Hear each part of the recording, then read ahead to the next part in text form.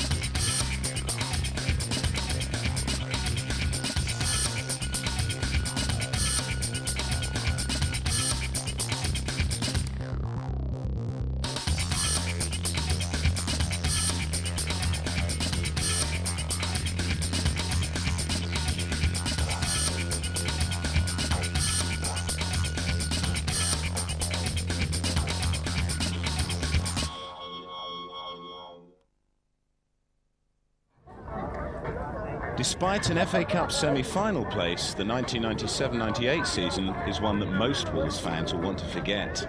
Only one win in their last 9 matches, and that against bottom-of-the-table Reading. The gold and black West Midlanders could not wait to start the new season afresh.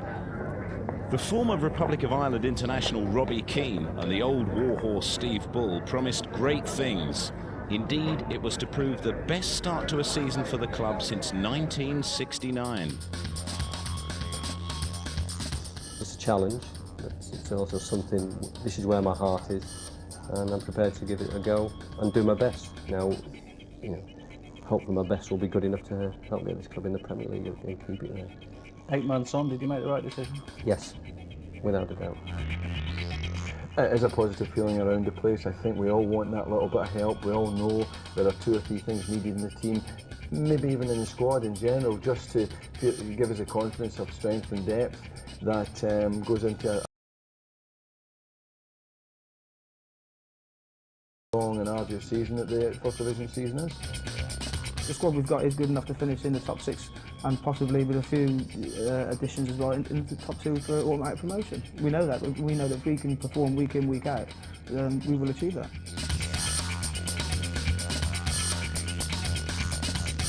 Wolves opened the new season in the sunshine against John Aldridge's Tranmere Rovers, who had finished 5 points behind them the previous May. It was to prove quite a start. Stahl coming right outside his area.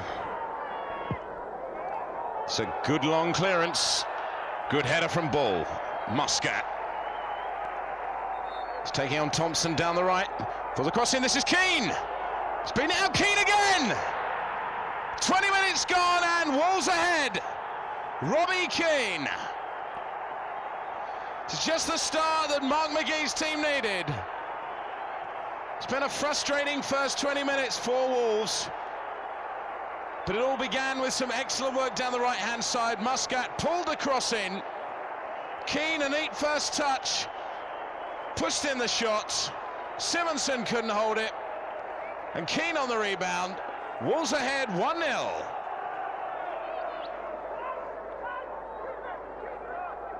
Starts a long, lonely walk back. Pumps this one upfield. Greash ahead. Irons. Greel again. Kelly, but he's lost that one. Froggatt. Cut inside, might go all the way. Froggatt is pulled down! And yes, it's a penalty. Just 3 minutes to go. And it was McGreel that pulled him down. Curl to make this so much more comfortable for Wolves, who've been better than 1-0 for most of the game. Start the season the way Wolves want it, with those 3 points. Stop that. It's 2-0.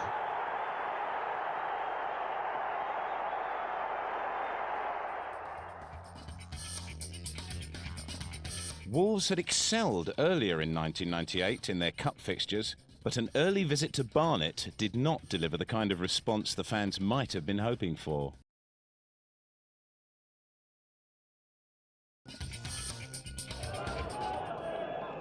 Onwera, we've seen some long throws from him earlier in this game. That's a good long one. Oh, Styles lost it, Charlie! Oh, it's put in there by McLeish! 66 minutes gone, Pascal, Barnet ahead. Osborne. Curls, a beautiful one, it's in there! And he put it over the head of Lee Harrison. A glorious chip. Nothing on, but he made it count. Wolves back in this tie.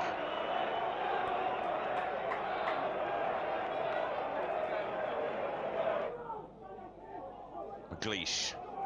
Been dangerous for Wolves most of this game. Stockley will pump this one in. Plenty of space for Curry. Inside a little shuffle, he's put it in! Oh, what a great finish!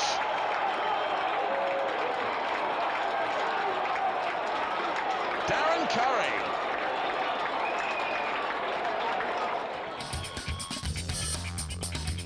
An early cup setback, but a second leg to come, and an away visit to Oxford United's threatened manor ground in the league to show the opening day's victory was no one-off.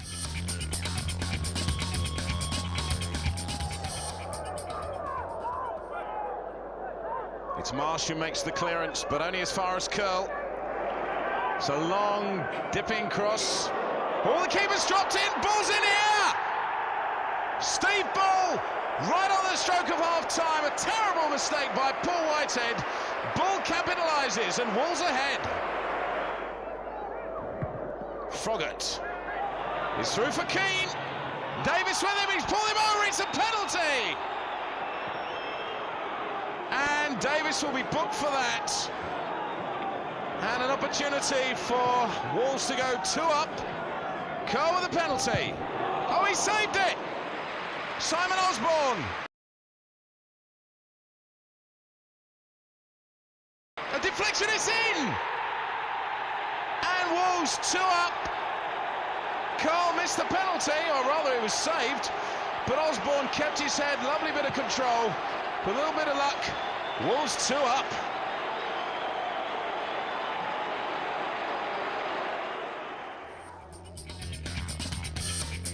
Wolves remained clear at the top of the nationwide First Division and were in no charitable mood when Barnet came to Molineux for the second leg of their Worthington Cup tie.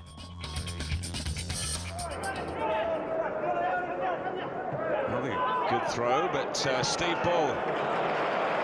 Lovely ball out to Keane, and these two linking up so well.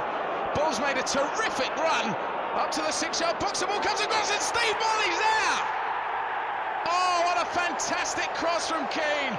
What a wonderful diving header from Steve Bull. They wipe out the deficit on 14. Gomez. Keane.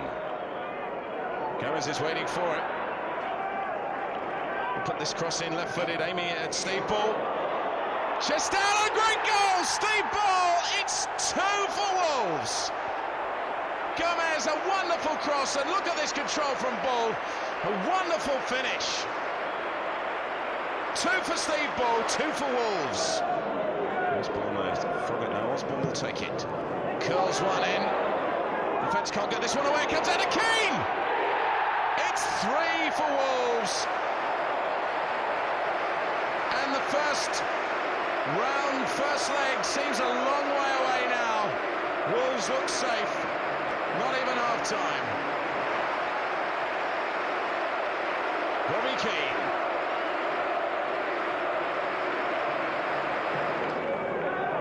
Is this something they play? It's a beautiful flick from Steve Bull. Keane is through there. Keeper's come to his line up. That's a delicious chip. What a superb goal. International quality from Robbie Keane. Just look at this, drew the keeper, and with a flick of the right effort. He puts Wolves 4 up, Harrison no chance. What a glorious goal.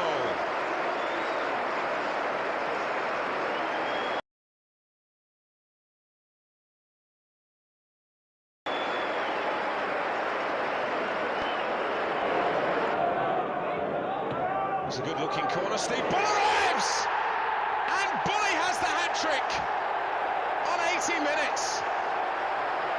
A pinpoint corner and a glorious bullet header.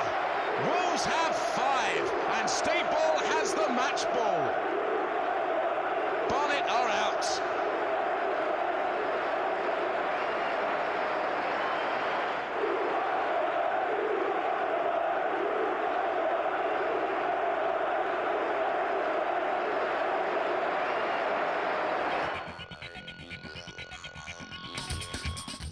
Through to round 2, Wolves prepared for the visit of Swindon Town for the 3rd successive Saturday League fixture of the season, and Mark McGee's men looked to take up where they had left off at Oxford the previous weekend.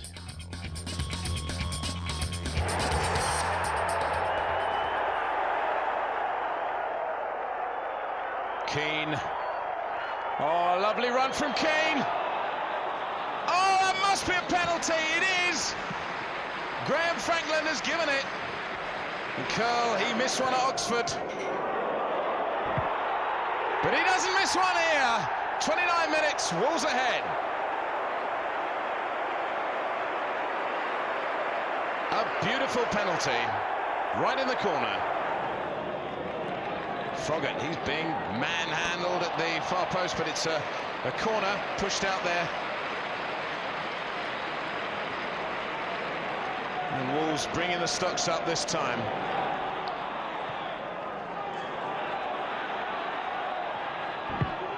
Deep cross. Oh, and Keane just missed at the far post. Agonisingly close.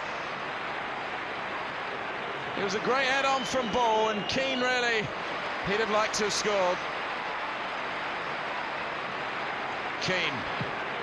Oh, that's a fantastic ball to Steve Bull. Pull inside on the left foot! Into the side netting. So after Swindon's good result, not the best performance, but a cracking result, and we all got invited to the Gaffers on Sunday for a nice, lovely barbecue. And as you know, on Sunday, what did it do? Absolutely chucked it down. So we was all camped inside his lovely house. And the players, as they do in these sort of situations, you know, you can't let the gaffer get away with these little things, and we decided to take a souvenir each.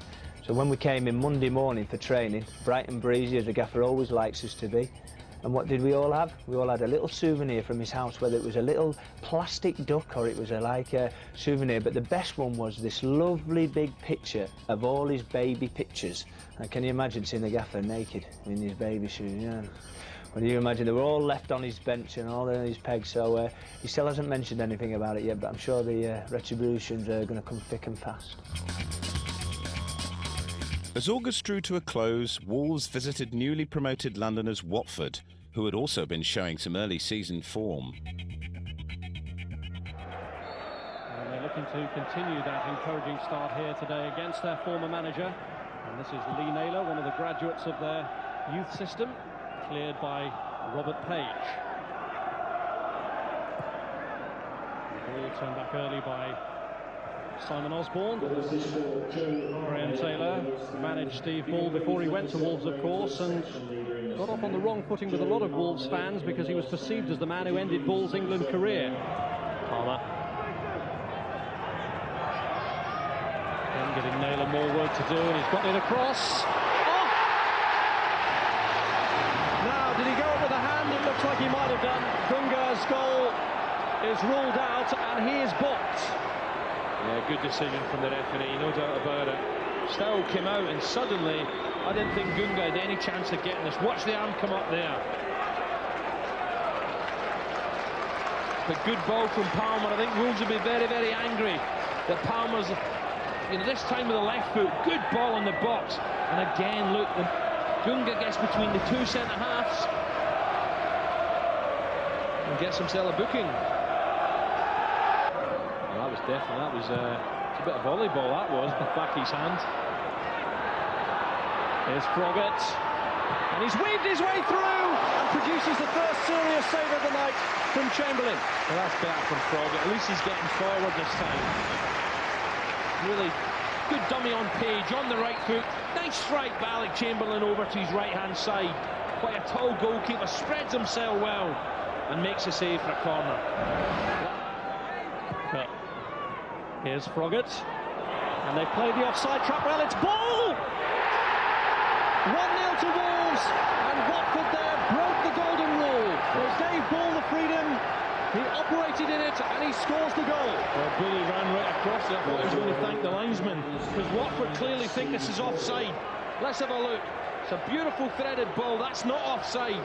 You can see the big fella Yates playing Bully on, but what a finish. He's got Keane at the far post should he wish him. Lovely threaded ball by Froggatt. Good touch, looks up to the far post, drills it past Chamberlain, who may have got a hand to this. It's a good right-footed strike. There's a right hand from Alec Chamberlain, not strong enough to turn it round the post. 249 league goals in his Wolves career for Steve Ball, and it's certainly enough to guarantee them a half-time lead. Just when Watford thought they'd got to the break, holding Wolves, Steve Ball, the player who was very much at the centre of Graham Taylor's controversial reign when it appeared that he was ready to sell him, has scored the goal that will now haunt his former manager in his half-time team talk. It had been a cagey opening until Ball broke through with that goal. Watford 0, Wolves 1. Ball and Taylor, Graham Taylor, have crossed swords on many previous occasions. He actually played in Taylor's first 2 games in charge of England. Ball is again waiting in the middle if they can furnish him. It's a good break, this, and Keane! And they've started the second half as they ended the first with a goal. It's Keane who's got it 18 seconds after the break. That's top class. There's 2 things to watch for here. Watch Bull's movement here. He terrifies the defenders. Froggatt is very patient here. It's brilliant. Now Bully goes near post, then pulls away. In comes Keane past Page. And that is a fantastic start for Wolverhampton Wanderers. Great play from Froggatt, and Keane 3 yards out. Thank you very much. Can't believe his luck, and just sidesteps it, puts it home past a stranded Chamberlain. So what makes a girl come to Wolves, the Wolves ground? Do you think there are a lot of girls come to see Wolves play? Yeah, because they're really good and everything. So yeah. Well, who are your favourite players? People. Now, Mark and Stella, special day for you, your first Wolves game. What made you decide to come to Wolves today? Well, we've managed to get my hands on a couple of free tickets as it happens, like, so I thought it was a good game to come to, and well, just come. And you, Stella, are you both local? From Shrewsbury. So you've travelled a little bit. Yeah. But having said that, will you be gunning for Wolves today? Oh yeah, definitely. Yeah. We're going in the near the Jack Haywood stand, so it should be good. If you live in Wolverhampton, you can't but support the Wolves. Well, Stockport were one of the real surprise teams last year, weren't they? They got promotion, and they did a lot better than I think people expected. Yeah, I think they did terrifically well. I mean, I think in many ways they were a little bit unfortunate not to go as far as the playoffs, because I think for most of the season they showed that sort of form. They beat all sorts of teams, not just the teams at the bottom, they beat teams at the top as well. Obviously they would hope to carry that into this season. I think it's been a bit of a mixed start for them, but there's no doubt about it. They'll enjoy coming here. They beat us last season up there. It'll be a very difficult game. Wolves took their 100% league record into a straightforward enough looking fixture against Stockport County and started well after a superb cross by Steve Froggatt struck the bar and Dean Richards made no mistake from close in.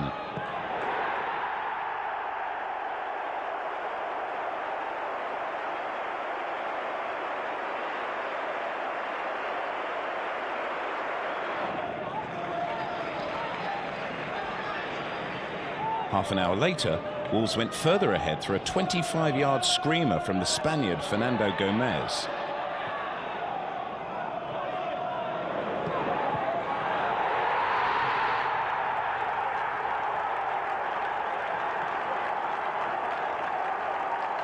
County, though, who had won 4-3 at Molineux early in the year, had a few surprises up their sleeve. A Paul Cook free kick caught the Wolves defence napping, and Brett Angell stole in to score.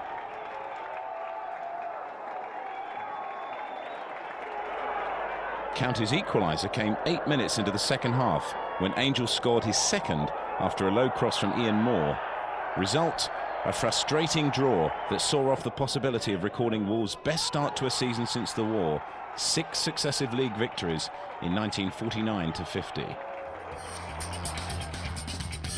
With 5 games and 13 points, Wolves had made a superb start to the season. Manager Mark McGee was only a whisker away from being named Nationwide's Division 1 Manager of the Month, and would have had good reason to feel optimistic about his best start since joining the club.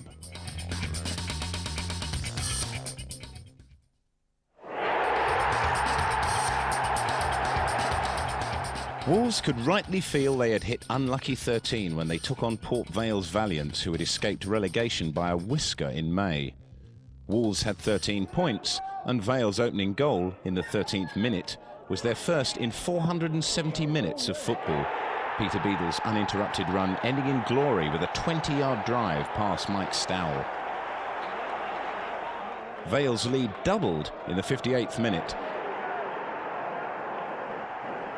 Robbie Keane's goal gave Wolves hope, but Vale hung on desperately to record a rare victory and send Wolves to their first league defeat of the season.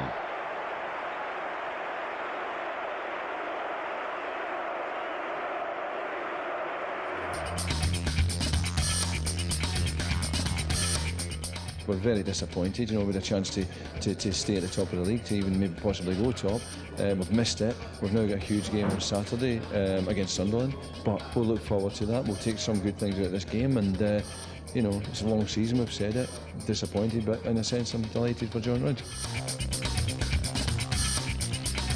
Wolves' first genuine test of talent came with a visit of Stadium Leicesters Sunderland and their giant flock of travelling Geordie fans.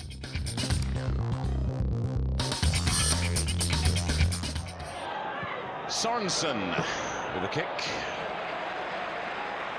Sunderland so frustrated about not getting into the Premiership, literally with the last kick of the season.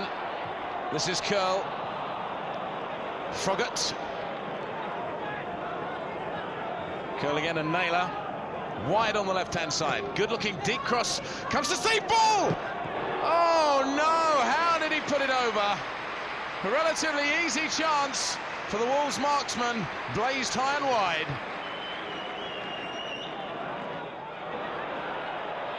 Curl screaming for it. Another inspirational performance from him. Burst of acceleration there. He's got Naylor on the wide, on the left wide for him. Hits one from long distance. It's the crossbar. Sorensen absolutely beaten.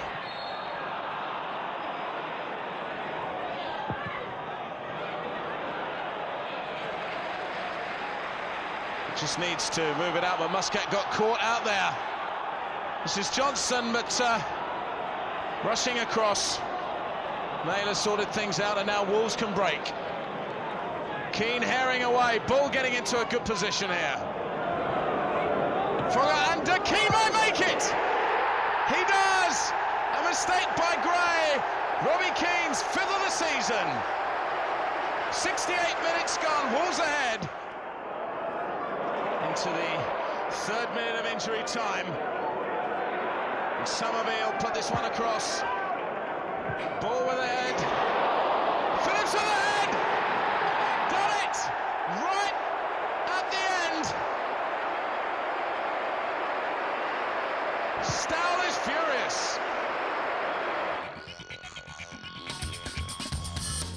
Wolves continued their disappointing month with a lacklustre display against Nationwide 2nd Division Bournemouth in the first leg of their second round Worthington Cup tie at Dean Court. The only highlight being substitute Darren Ferguson's equalising goal for Wolves in his first senior appearance of the season, 7 minutes before the end. Right, Mark, you're a Wolves fan, a season ticket holder. You've come all the way from Reading. Is that a regular journey you make? Regular journey. Yeah, every home game on a Saturday. Some night games, depending on whether the boss gives me time off work to get up here. So you are really the true fan. Now, how long have you been making a journey that distance? Regularly now for about 3 years. Now I've had a settled job. It's been about 3 years now that I've been making this regular trip. Sometimes go by car, but today I've come by train, so I can have a few drinks instead of driving, you see. Yeah, that makes sense. Now, to drown your sorrows at the end or to celebrate? Hopefully celebrate. Best we could hope for, in my opinion, would be to scrape the playoff place, and then it's a bit of a lottery from there. But then you could make it. I mean, yeah. Wolves haven't had much luck in the playoffs though over the years, I suppose. So maybe they could change that. We feel that we definitely deserve a bit of luck, especially in Division 4, going back to the late 80s when we finished 4th. And that was the first season they introduced the playoffs, and we would have automatically gone up, but we lost out to Aldershot, finished 9 points behind us. So I think a lot of Wolves fans certainly believe that the playoffs do owe us one. Now Wolves came face to face with fellow rivals for top spot Huddersfield Town. Paul Dalton put the Terriers ahead on 19 minutes, but from then on it was an even struggle. Wolves got looked like a deserved equaliser in the second minute of injury time when Robbie Keane struck his 7th of the season. But Ben Thornley confounded the fourth official's timekeeping reputation with a winner in the 95th minute of the game. 4 points kept Bournemouth from the second division playoffs last season. This year, the margin between the Cherries and Wolves looked even slimmer at Molineux, as the Dorset side stunned Mark McGee's men with a smash-and-grab raid that Thelma and Louise would have been proud of.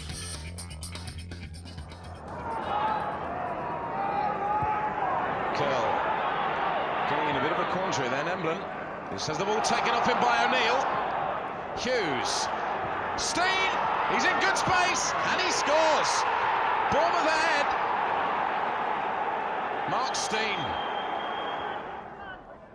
That's a better ball to Muscat. Connolly. No way through at the moment. Back to Muscat. They're cramming into the box now. This is Keane! 1-1. Robbie Keane. Tyndall to put the pressure on again. Richards, but he's only getting out as far as Young. Bournemouth pressing now. It's difficult to see which side are in the nationwide first. Steen! He's done it again! From early season 4 wins on the trot table toppers to 6 games without a win strugglers was a drop in form that even the most cynical of Wolves fans would have found difficult to explain. Could lowly Bury, who had just drawn Manchester United in the Worthington Cup, provide the kind of opposition to stop the rot?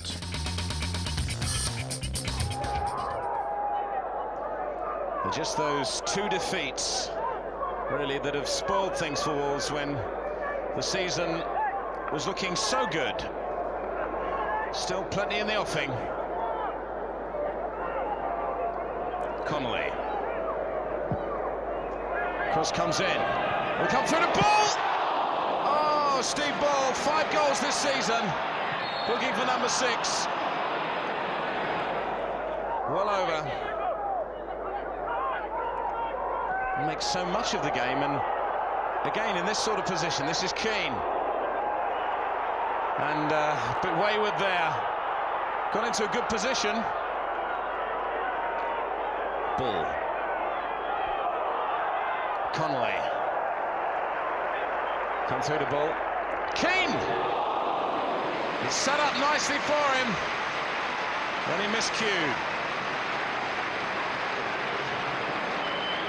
Sedgley. Steve Ball.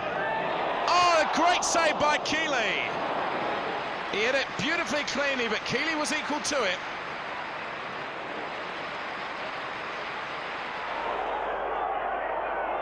Gomez. Muscat.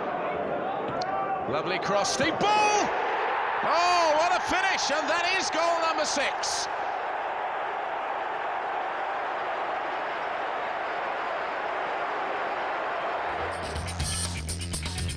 Despite a welcome 3 points, things were still clearly not yet right in Waterloo Road.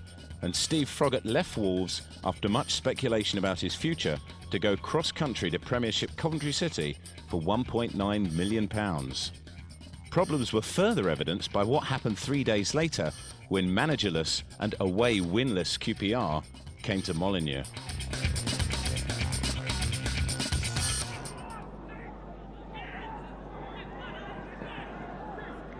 Get themselves in this position, having been a Premiership side for so long. Feeds one in. It'll be Naylor to clear. Oh, it's run loose! And Sherritt's put it in after just 75 seconds.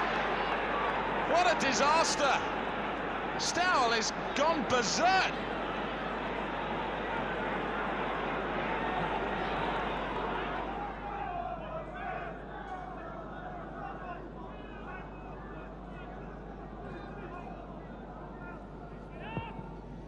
One of the most ridiculous goals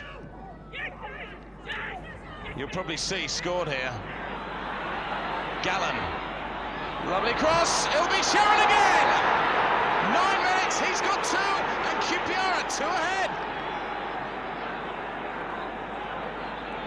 What went wrong? An argument here. It's a substitute Goose going across to take the corner. And they're all up there. Foley! He's done it! Quarter of an hour left. Wolves are back in it. And it's Foley who's done it.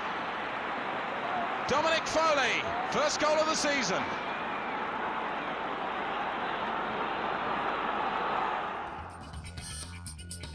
Thanks to the defeat by QPR, Wolves finished the month in a reverse of the position they'd found themselves in at the end of August.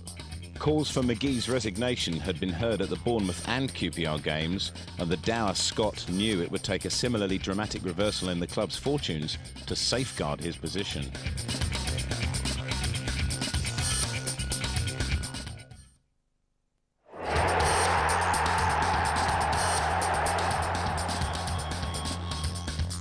Wolves began October with an invigorating but ultimately wasteful performance away to Crewe Alexandra.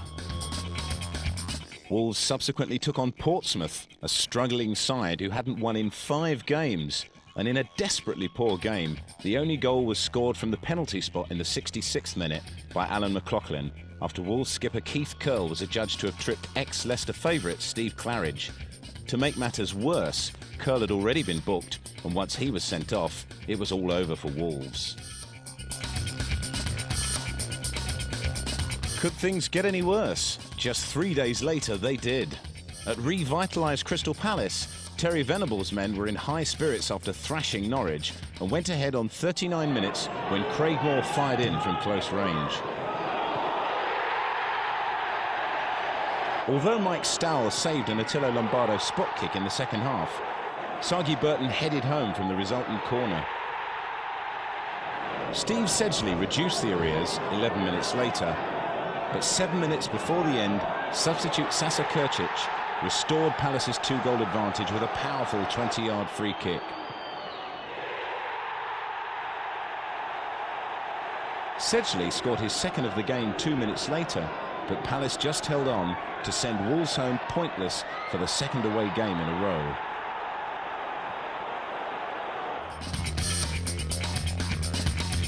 Just 1 win in 11 games was the kind of form that only relegation candidates understand, but these were Wolves' statistics going into the home game against Grimsby Town, who hadn't been beaten in 8 games. Facing their lowest gate for 5 years of 18,480, anything other than victory would have been suicide.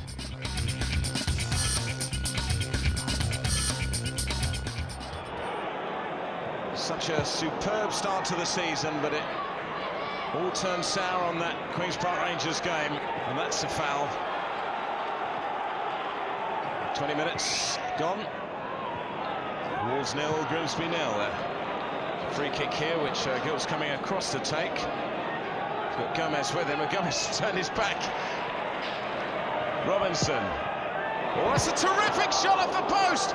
And it's in there by Foley! What an opportunist goal by the Irishman! A lovely finish. He's delighted.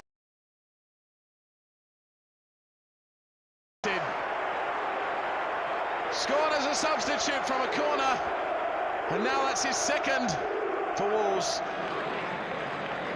Curl putting this free kick down, not letting Robinson take it. Steering it right-footed to the far post. Oh, that must be a penalty. Mark Lever it was. He pulled over Robinson, and Curl. Well, he's missed one. He's scored two. This is his third. 36 minutes gone, and Curl puts Wolves 2 in the lead and gives them the cushion they need. Corica. Foley. Oh, nearly went all the way. Foley got up, and Davison let it go right through.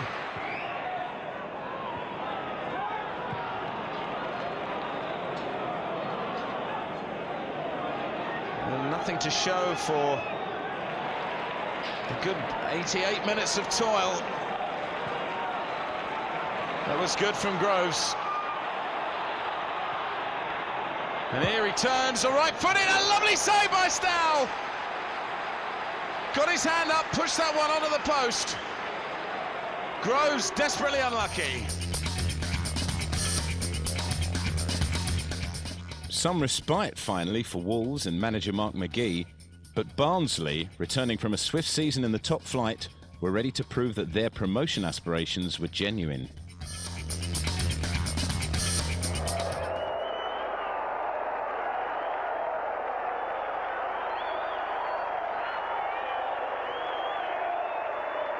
Michael Wiltz would take the throw.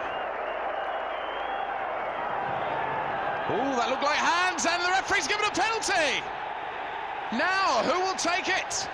Keith Curl is suspended. Muscat's coming up. I think he's decided who's taking it. What a chance for Wolves. 5 minutes gone. Yet another penalty. Oh, beautifully taken. Muscat put it away like he's been taking them all his life. Kevin Muscat. This is Ward. Such a handful. Oh, that's a dodgy challenge by Evelyn. It's going to be a penalty. And Barnsley, great chance to equalise.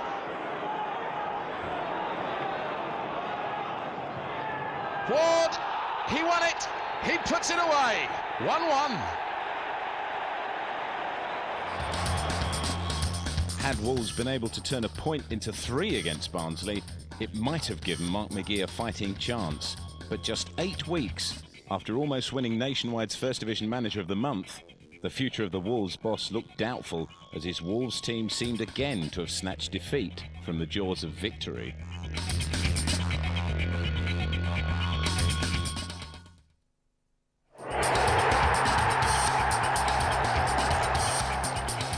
Wolves travelled to Ipswich a few days later to face England under-21 keeper Richard Wright at an improved Ipswich Town outfit who went ahead on 17 minutes from the feet of James Scowcroft.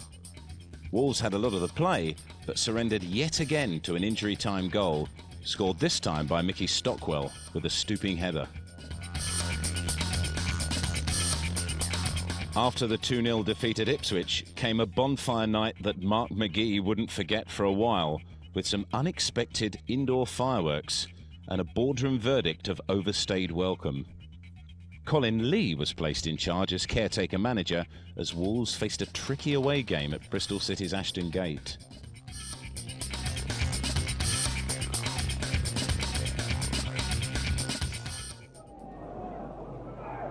Curl. Kane Whittingham makes himself available, feeds it to Muscat. Whittingham fires it in. Hutchins defends well. Gomez finds Osborne. Right-footed, played in. Oh, Scott Murray needed to get a touch on that. Eventually it's Tony Thorpe who plays it up towards Anderson. Anderson threw it out of it though. It's fallen to Tony Thorpe, who's made good progress to get up there, having originally completed the clearance, edge of the Wolves penalty area. Bell fired in, Hutchins is up there, Hutchins with a chance, just looks to work into a yard or two of space. That's an absolutely wonderful finish by Carl Hutchins, and just look at Benny Johnson, absolutely delighted. Good ball in by Mickey Bell, and I thought the chance just momentarily had gone for him, Jamie. Well, that was a South American spin from our man Hutchins, and I thought he was actually going to lay it off, but took the opportunity of having a pop. And at the end of the day, the more shots you're going to get, the more goals you're going to score.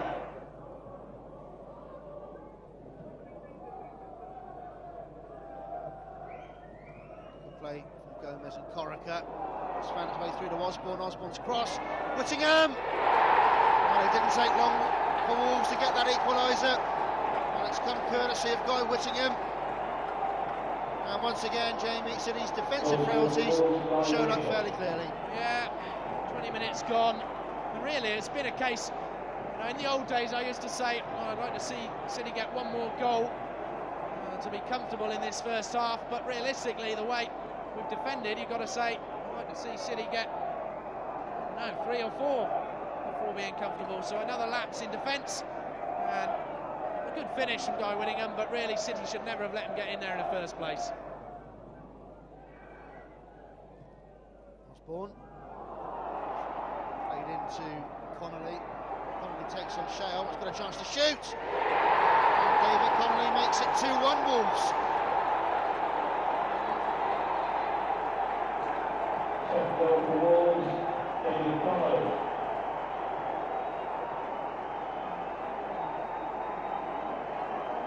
Well, I think the silence says it all there, Jamie. Absolutely speechless. City given a free kick away. It was maybe a tad unfortunate from Greg Goodrich. In a matter of seconds, we're 2-1 behind. Concentration really is something that's got to be addressed. Well, I thought it had been driven out of football, but there's been some ugly scenes here where the pigs, who I think have now been ejected from the ground, got involved in rather a fracas with the fox. Or is it a wolf? I think it's a wolf. And I think the cat stepped in.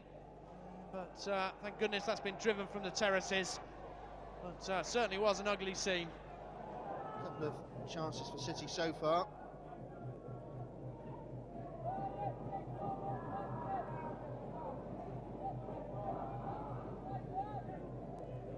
Corica. That's a good ball. So Connolly should make it 3-1, and he does make it 3-1. Carved open once again, Bristol City. And, well, quite simply, punished. Great ball through. Dave Connolly has got on the end of it, and really, one-on-one with Keith Welsh. Doesn't matter what Keith Welsh did, he spread himself. Not good enough, and it's too late now. Substitute's not been allowed to get on. They took the time in making the change. It's Carl Robinson waiting to come on as we Naylor swinging in. Whittingham comes all the way through, and there's the fourth. And that's a hat-trick for David Connolly. And well, they can do it with 10 men as well, Jamie. We found out what the crowd is yet, Steve? Depressed.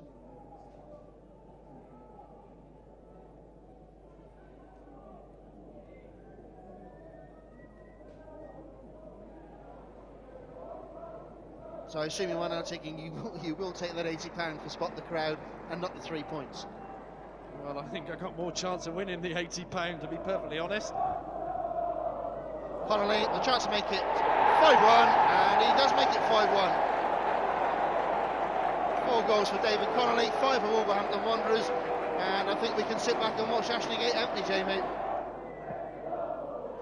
Swung in.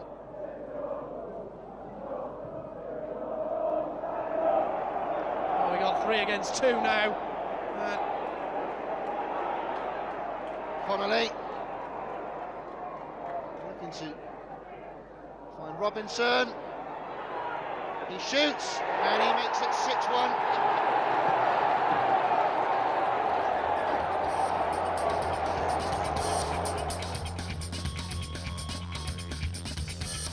Colin Lee magnanimously eschewed credit for the Wanderers' glorious away day, but had to be a little less modest when it came to one of Wolves' best performances of the season the following game against an in-form Sheffield United. This is Trianos Delis.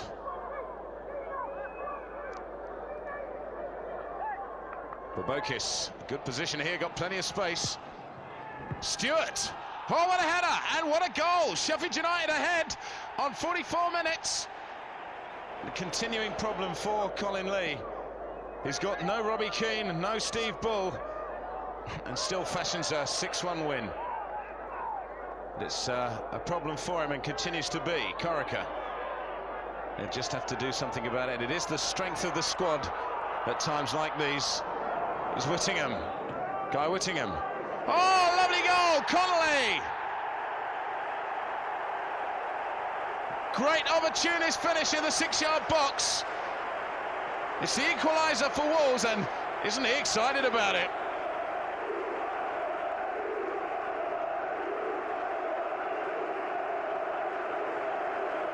You say a man scores 5 goals in 2 games.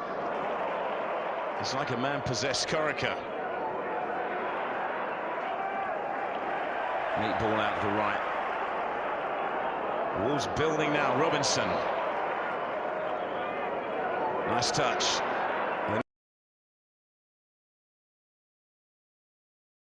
Rocking it around nicely now. Osborne.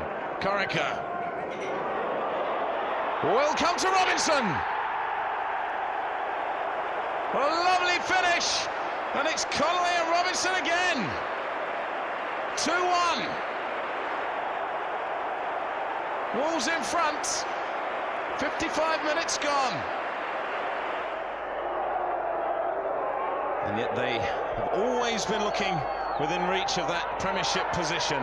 Bobokis here as they push forward again. Sheffield United. Wolves desperately hanging on. This is Marker. He won the ball back well there. Quinn. Teasing his way around. It's a lovely looking cross. Oh, great header, Woodhouse. Brilliant save, Stowell.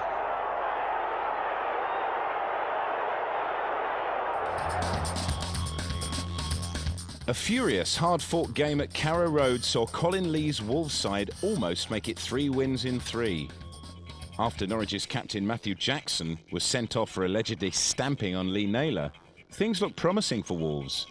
The best chance in the game fell to Steve Corica, who steered his shot wide after an excellent through ball by Simon Osborne. 3 games undefeated and 8 goals. Just the start Colin Lee wanted.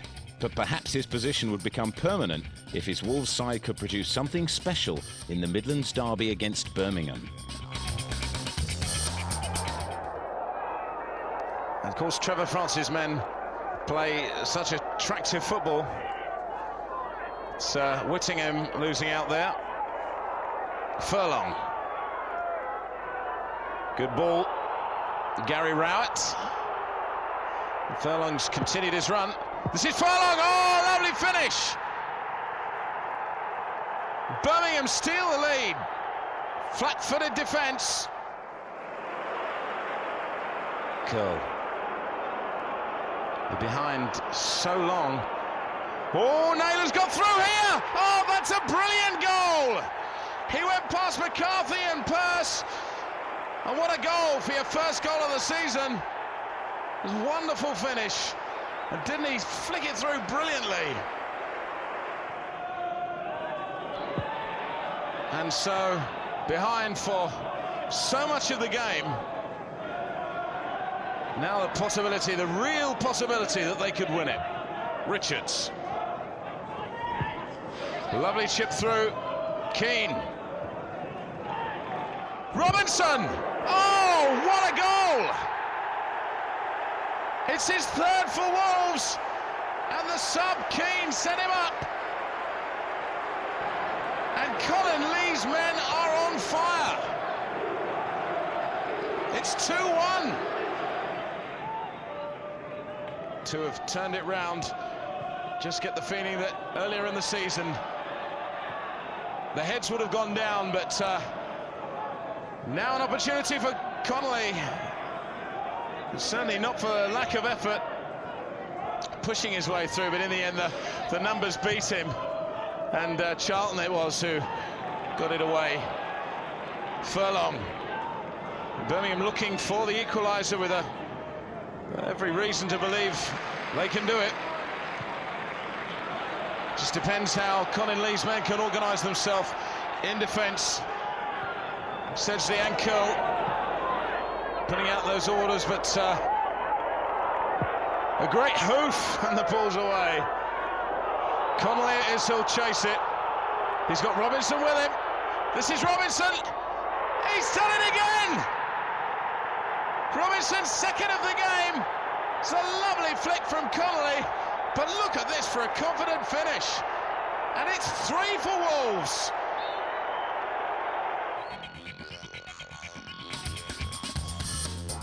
So Colin Lee hung on, and at the end of the week, the Wolves board met to announce that he had indeed got the full-time manager's position till the end of the season. A perfect opportunity to enhance his reputation with the fans in the cutthroat Midlands derby with West Brom. But sadly, it wasn't to be. Goals by Kilbane and Murphy saw off the Wolves challenge after just 60 minutes. A better month saw Wolves returning to within striking distance of a playoff place and a stability in the manager's seat after a welter month of rumour and uncertainty. Despite defeat at the Baggies, Colin Lee's team had secured their best run of form since the opening games of the season and ended the month in 8th position.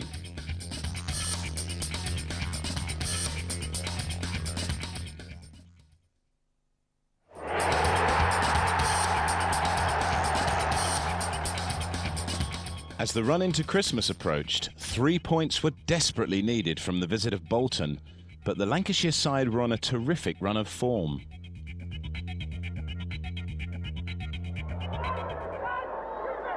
Johansson looking up and down the touchline, can't find his man Robinson. Robinson again. Well, just pushed it too long, be a Wolves throw. It's been a mark of the game, really. Sedgley takes that curl. There's so much promise to the last third of the field.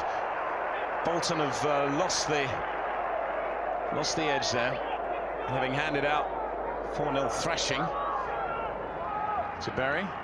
Osborne. Sedgley again. Good looking cross. Sellers. Now Bolton has some space. Johansson.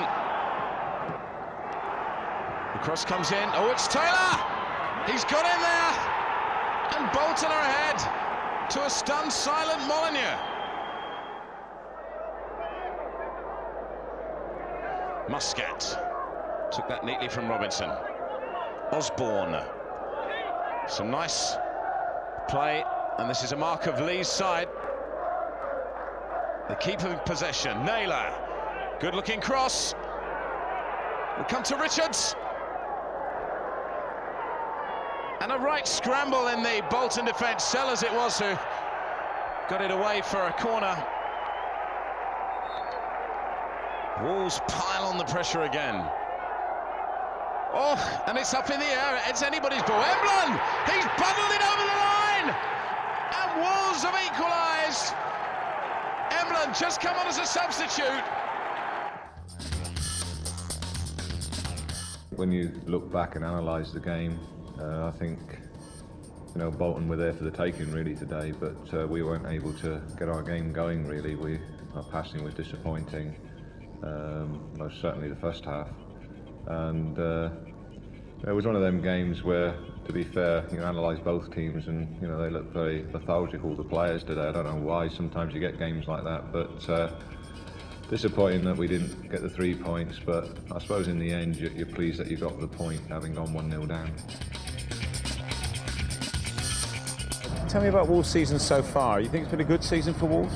It's been good since Colin Lee got the job.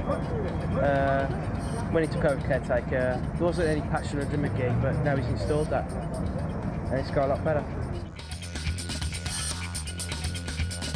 What are your thoughts on Colin Lee as a manager for Wolves? I think it's an excellent choice. I think give the chap a chance. I think he's got the team playing the right way, and it's interesting to see how he will do. I think since he took over, they've been a different team. I seem to enjoy playing for him. So you think it's a case of having the respect of the players? Yeah, I think so. Yeah, they all seem to want to play for him, and they seem to have improved spirit with Colin Lee in charge. A second successive home match brought Norwich City to Molineux. Another promotion-seeking team with ambitions. It seemed there were going to be no more pushover teams for Colin Lee's men in gold and black. Long clearance out to Bellamy. He gets it back again. Adams has made a run for him. This is Marshall. Oh, bundle over there, and it's a penalty. Neil Adams, Norwich in front.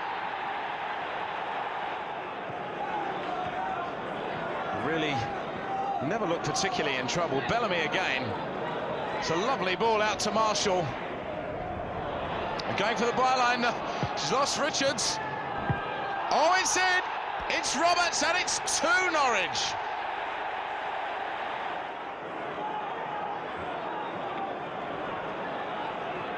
A different kettle of fish since Connolly has come on. That's a lovely deep cross.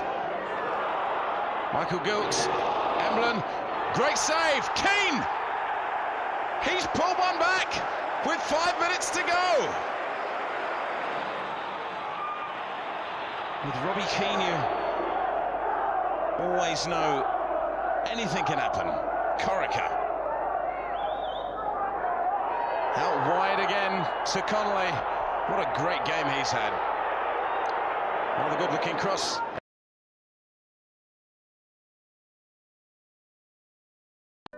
There are less and less Wolves fans each year at Molineux who can claim strong memories of the heady old First Division days.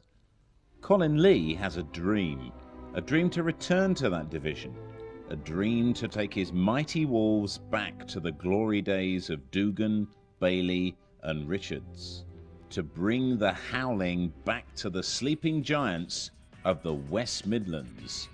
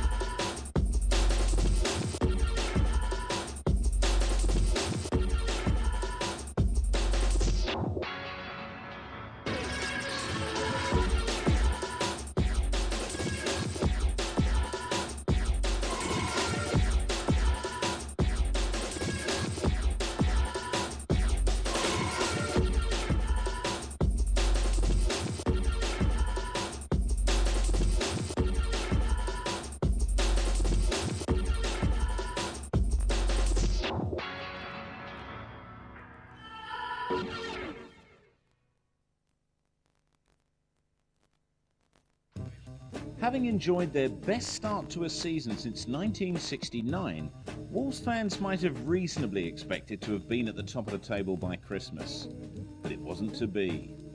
A poor run of form led to the bonfire night sacking of Mark McGee, followed by a few sparkling weeks of caretaker manager Colin Lee's team re-establishing themselves. But once he got the job, the results declined again. Towards the end of December, successive defeats against Bradford City and Swindon Town left Wolves with a mountain to climb. Tries a shot, blocked, chance to Blake. Yeah! 1-0! Robbie Blake! Game's still on, game's still on. Blake now. Pulls it back, Mills! Yes! Yes!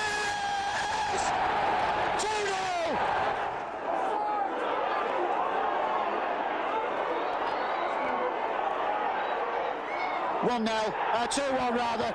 Keane. Well, it was so cool in the end. 1-0. Wake up, Keith.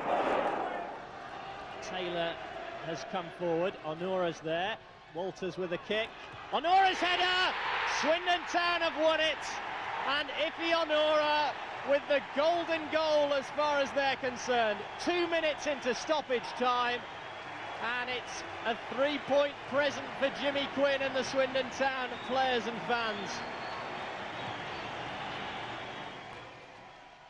It's the complicated thing, you know, when they've took all the old fluid out and put like a glucose oily stuff in there, stop the bones rub together. It's a bit like a service in a way for your car. You take the old oil out and put the new oil in.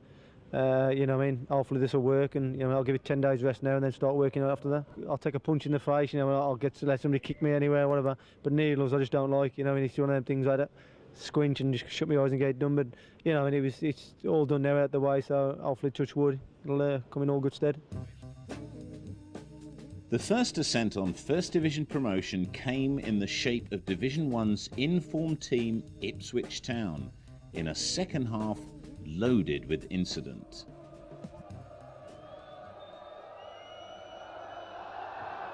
Stow with another of those deep kicks. It's a good flick on. Nice touch from Whittingham. Nystrov's got into a good position here. Thetis just came across at the key point. It's his first game for Wolves, first start, and he really got into a good position there. Wolves need to put pressure on Ipswich. 3 points would be today.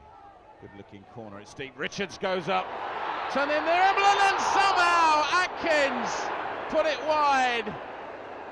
How did he put that one wide? It really looked to just really need to blow on it and it would have gone in. Well, Atkins, it's only his 5th start of the season. Good header from Richards. Emlyn helped it on, but Atkins, well, should have scored. It's a long clearance, it's come through to Jilks.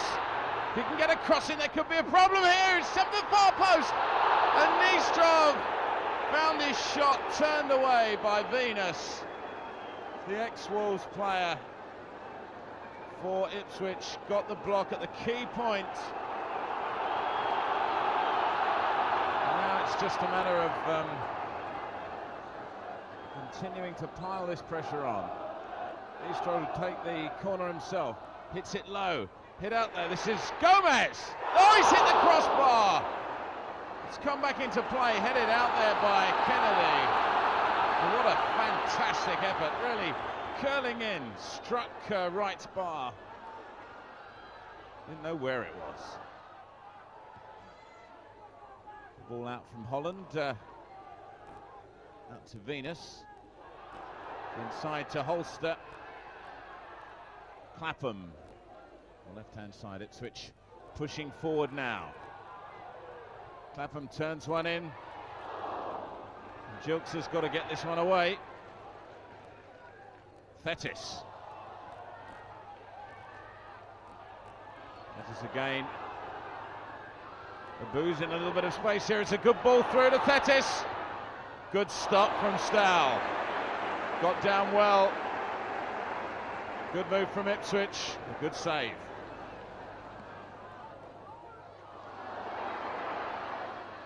Thetis, if he can turn.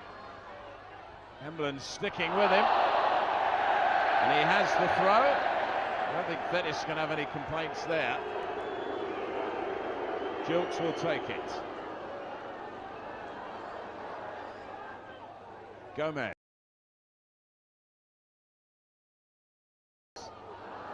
Muscat.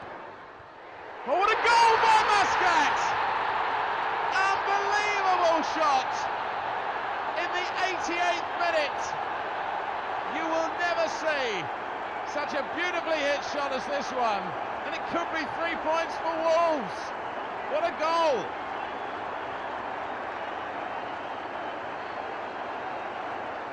I've come in the car with Colin before the game at about 10:30, and we've had to change the team 2 or 3 times on the distance from across the other side of the motorway. And when we've got here, we've obviously found a couple of other little problems with Michael Jilks and You know, Muscat's been ill yesterday and missed the game on Saturday. We've lost Robbie Keane on the morning. David Connolly's not fit, so all of a sudden the strike force from Saturday's not there, and we've had to move things around. Not only that, but change the shape of the side and really throw that at the players an hour and a half before the game, and do a talking, which you hope can get some information through, and then put a lot of relying on the players there. And I think they've done exceptionally well. They've done brilliant to perform the way that they've done today and come out with a win.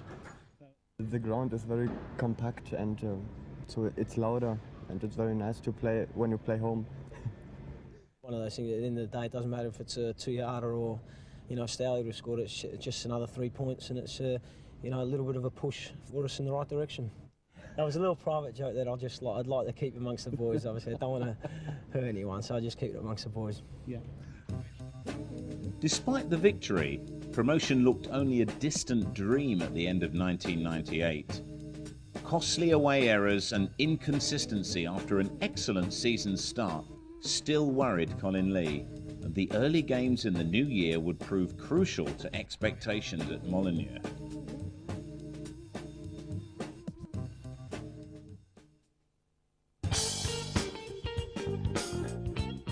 Wolves had ended the year with a win to restore confidence, but clearly needed to do something about their away form.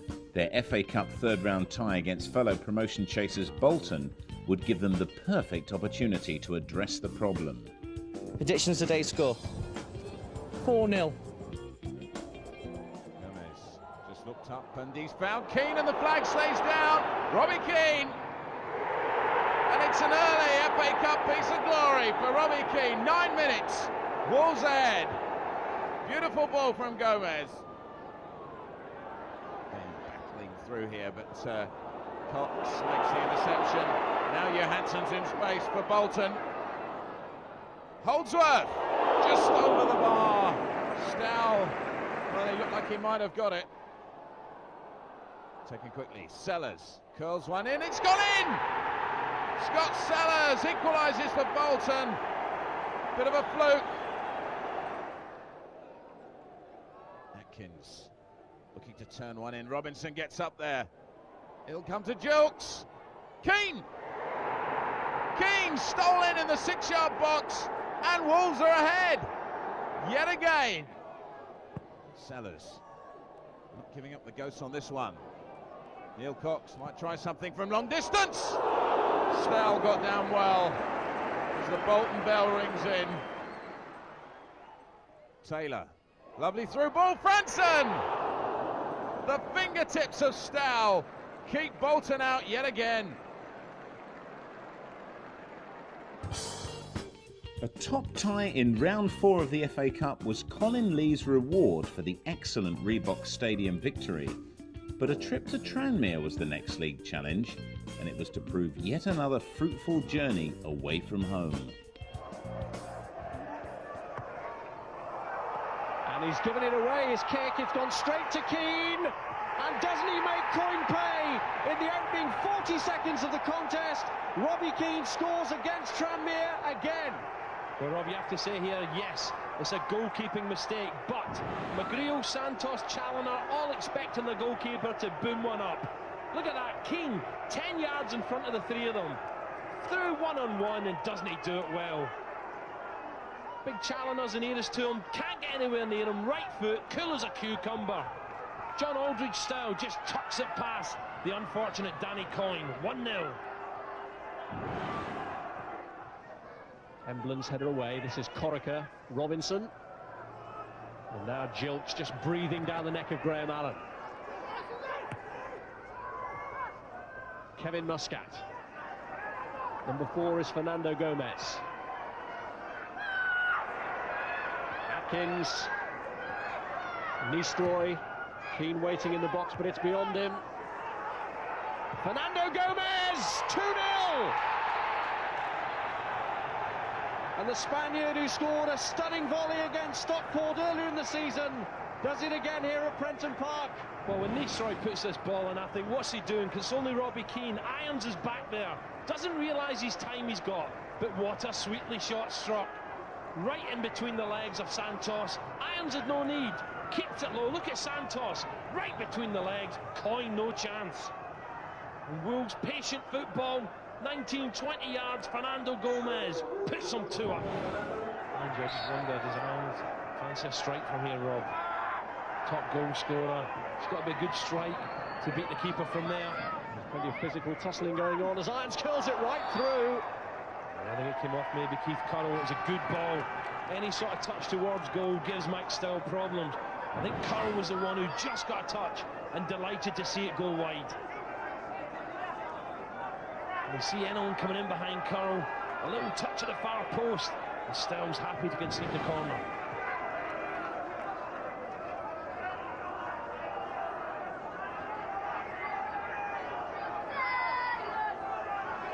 Alan Mann with a corner. Santos was in there. And he's pulled Tranmere a goal back. Well, I did say, Rob, set pieces. Maybe Tranmere's best opportunity. It was almost a delayed reaction. People didn't believe the ball was in the net. But Santos somehow squeezes it in between Style and his near post. Climbs above everyone. Good flick. 2-1. Tranmere back in it. Bad goal for Wolves to give away, but a powerful header. Near post. And Tranmere back in the match. Back into the top 10 in the First Division, Wolves faced ex-manager Graham Taylor once again, enjoying a run of form that had seen his Watford side defeated only once in 14 league games. Making his debut for Wolves was goalscorer supreme Harvard Flo from German side Werder Bremen, but Flo was unable to get on the score sheet in a hard-fought match. Peter Kennedy tested Mike Stow early on with a rasping drive, and then Carl Robinson hooked over after a brilliant piece of skill by Robbie Keane. In the end, it was Wolves who were glad to grab a point, as Stow saved from Noel Williams' low drive in the dying seconds.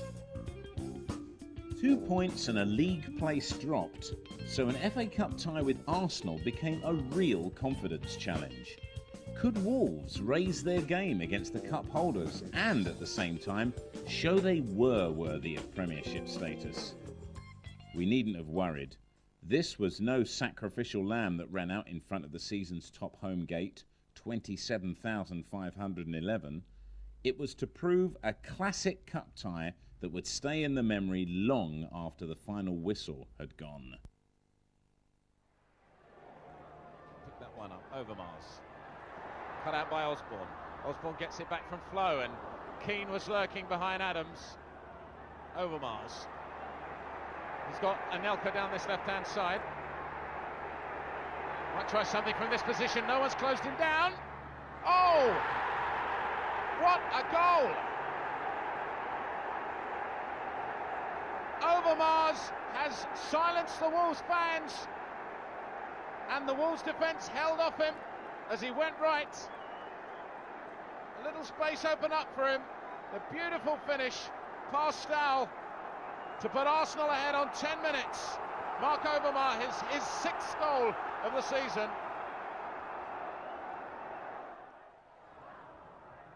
Keane, beautiful flick through the legs of Winterburn, but Petit again on him. Harvard Flo has really looked the part today for Wolves. One of the few men who's been throwing himself into every single tackle. Of course, Wolves there looking for revenge, knocked out of the FA Cup semi-final last season. They had such a good run up to Ellen Road and won. They fancied their chances today, but they're a goal behind at home to Arsenal at the moment, with 35 minutes of the game gone. Delicate chip in. Oh, it could be a chance. Here's a goal for Wolves! And Harvard Flo, the man most likely to score, headed in that cross, and Molyneux's come alive. 35 minutes gone, and a goal out of nothing. And it was a wonderful cross, made even better by the leap, gigantic leap, and Flo scores his first goal for Wolves in his first complete start. That was the cross, came in from the left from Muscat, a brilliant header. Mallinger was absolutely nowhere. jump for, looked like a hand. Wonderful skills from Keane. Jukes.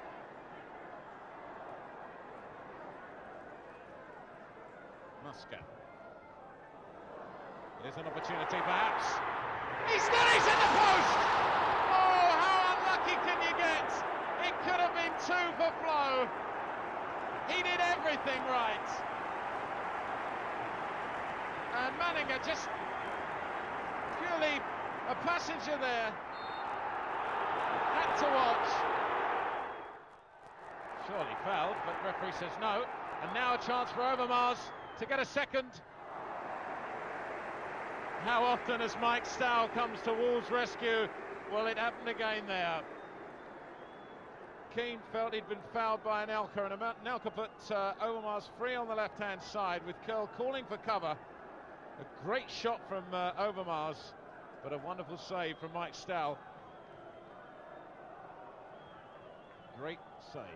Arsenal's corner comes in. Cleared away, just out to Bergkamp, it's gone in! A soft goal. And somehow the ball squeezed past. Would you believe it? 69 minutes. And it's taken a deflection off a Wolves defender.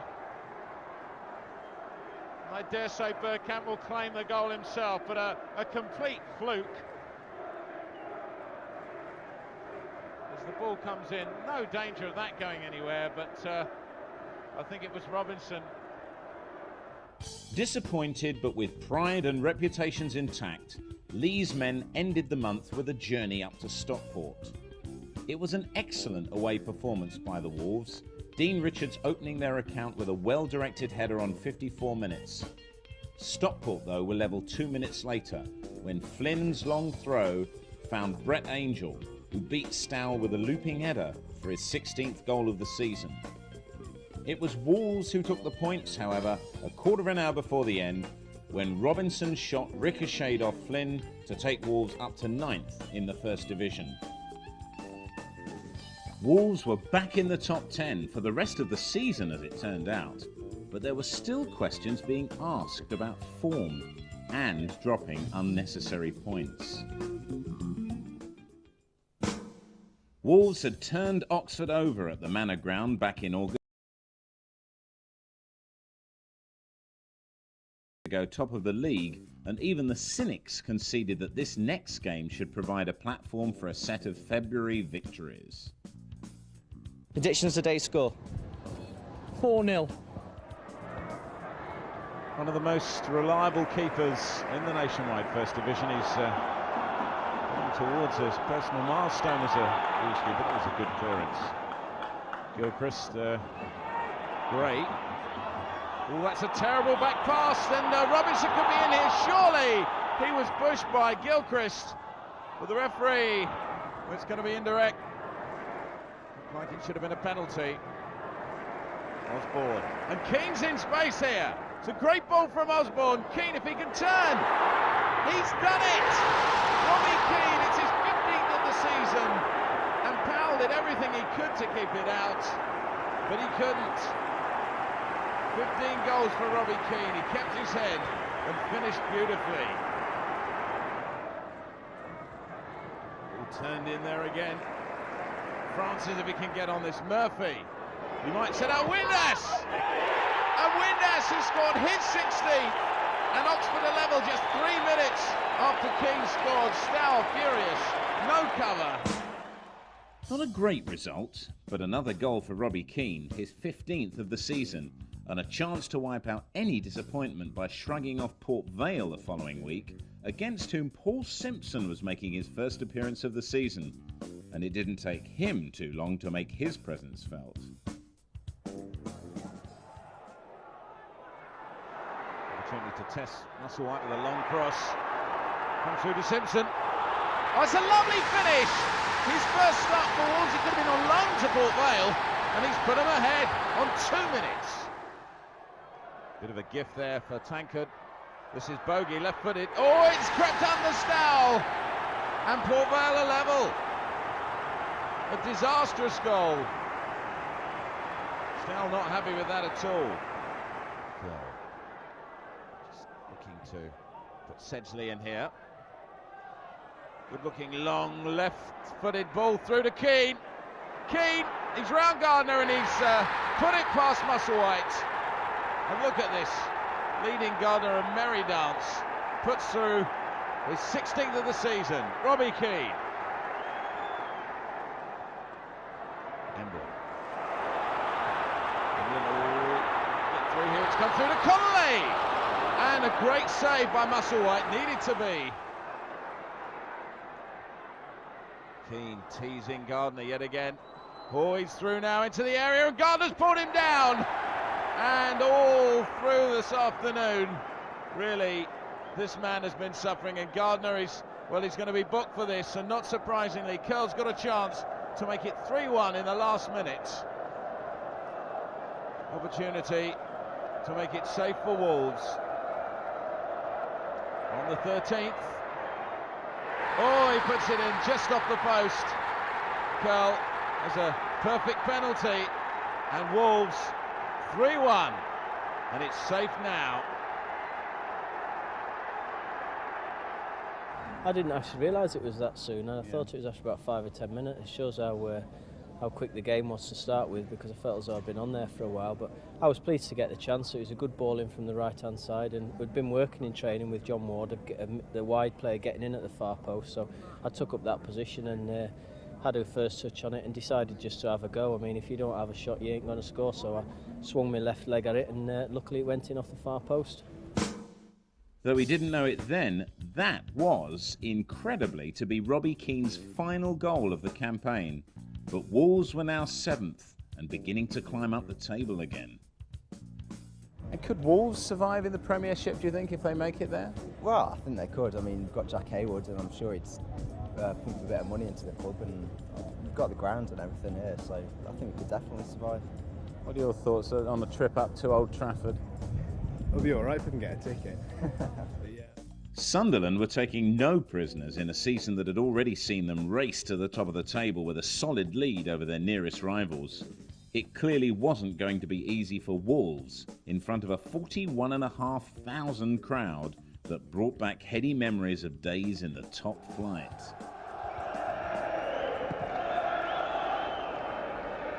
Quinn just knocking it down for Johnston, who's through the middle here. Johnston with a great chance, and he's put it away as well. And Sunderland have got the lead, just under 10 minutes gone. And Alan Johnson gets his first goal for 3.5 months.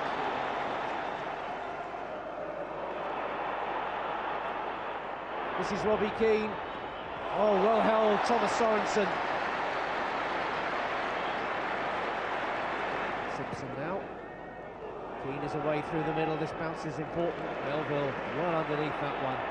Ball thundering into his challenge, but it's still Wolves knocking the ball about with some pace.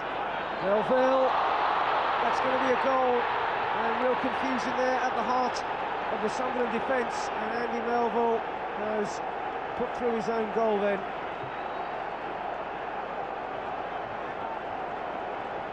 It was a good ball forward in the first place, and Melville was more than conscious of the man on his shoulder. Keane's run over the top of the defender, always a difficult ball, and stretched out and just got the touch that knocked it away.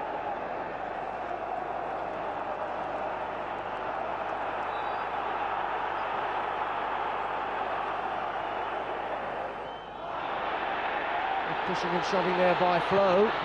Oh, it needed a good block. And it's in. No, the referee's disallowed it. Robbie Keane's header cancelled there. The referee absolutely surrounded by protesting Wolves players. I cannot understand that. Keane is furious. And the referee, Phil Richards, indicating it was for the push down there.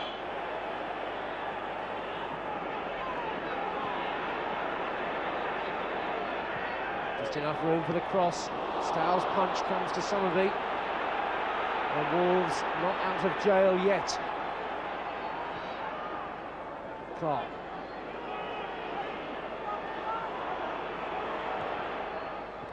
Butler, so close.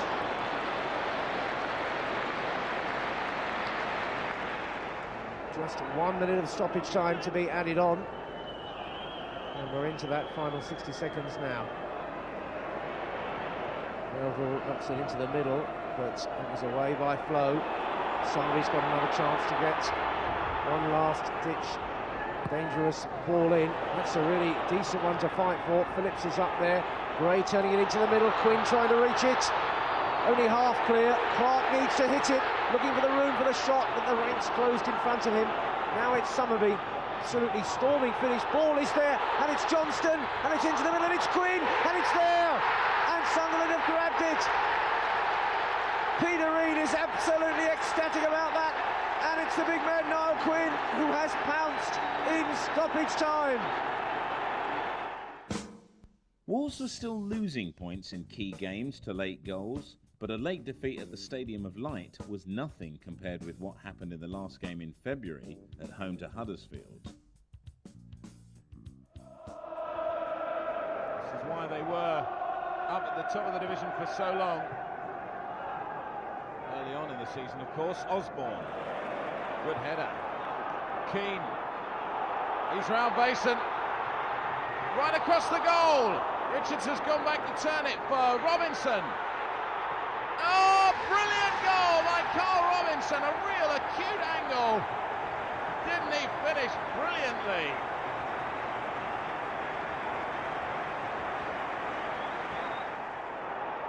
Never letting the heads go down.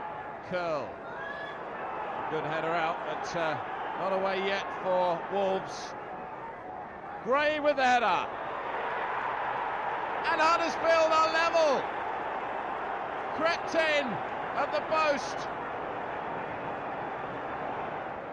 Osborne getting away here. Gray, oh, he's put it in his own net. Oh no, just 5 minutes after putting Huddersfield level, he's put Wolves back in front. And a teasing cross as it was by Simon Osborne. Gray trying to put it clear, puts it in his own net.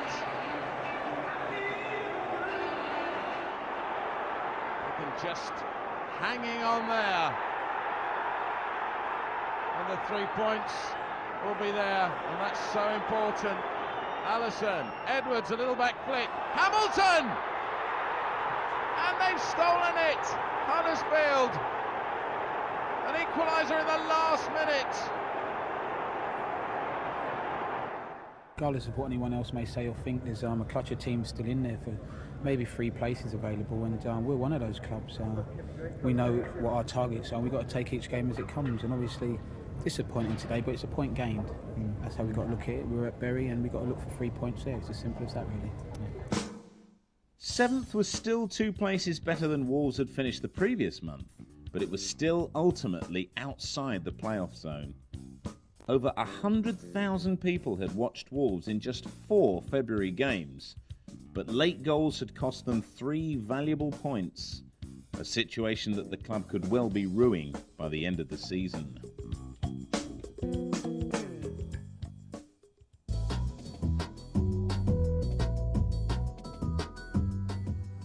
No, they're having a bit of a rough time. I mean, sort of new managers come in and they got a few decent results at the start of their run there. But they're still struggling a little bit down towards the end, the bottom of the division. So they'll be looking to pick up 3 points. First March fixture saw Wolves travelling to the only side that had beaten them at home in the league that season. It was the beginning of a brilliant month, and Wolves finally started to turn things around. And this time, they were the ones putting in the late goals.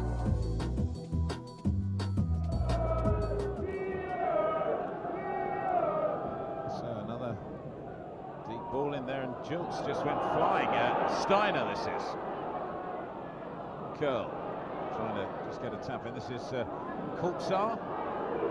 It's one left-footed. It's just wide of Stow's right-hand post. A wonderful effort.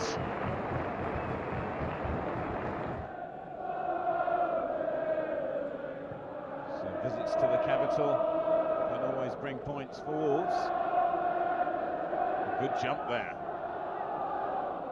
Looked like a fist. there from Carl Reddy. But Reddy's already been booked. He could be in trouble here. Only 56 minutes gone. He is in trouble and he's off. The Rangers already down to 10 men, most of the second half still to play. And Harvard Flo it was who took the bashing. But Carl Reddy has an early bath.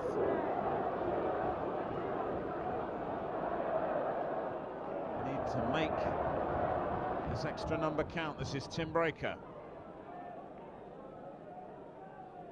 Turning over to the wing, this is Leon Jan. Atkins was holding hands with him there. Oh, he could be in trouble, Atkins. He is in trouble, he's off too. So Wolves have to play with 10 men for 7 minutes. Maybe won't make this count. There's a tap on the back of Jan's ankles. And Atkins is off.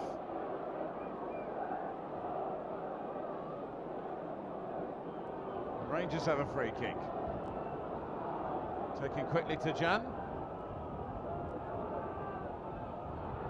But interception now. Wolves can come away. Corica's wide on this left-hand side. Plenty of space for him. Flo turns it onto the left wing. If Gilks can get in a good cross, he can. Sedgley! And Wolves, down to 10 men just 30 seconds ago, have gone in front.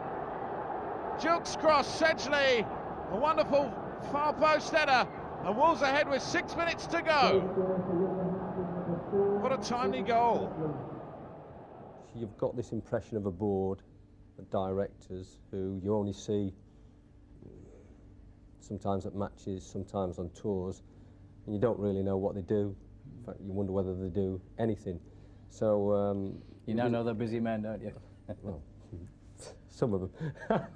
But what was nice was obviously seeing the other side, that there are a lot of important decisions that have to be taken in any business, and football's no difference. The majority of people obviously look to the match 90 minutes on a Saturday or a Tuesday, but there's a lot goes on behind the scenes, on the finance side, on the commercial side, and I did enjoy getting involved in that. Did you feel like poacher turned gamekeeper? Yes, a little bit, but hopefully that the poacher bit of me sort of has helped the gamekeeper side. No, you're not seeing things. We've actually got the Junior Wolfie outside the main entrance. And what's your name, Junior Wolfie? Luke Westwood. Well, I think you can take your top off now. How long have you been supporting Wolves, Luke? Since I was about 3, really.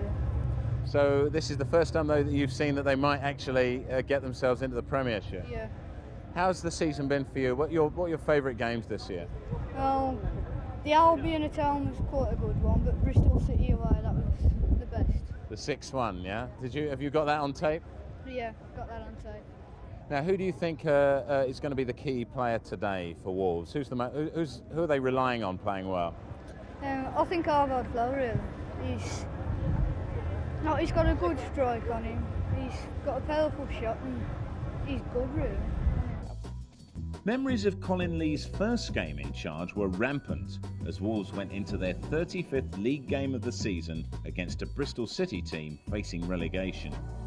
This match would be remembered as the day Harvard Flo really began to settle in the Wolves team, scoring his first league goal since joining the club 2 months previously. Predictions today's score? 4-0.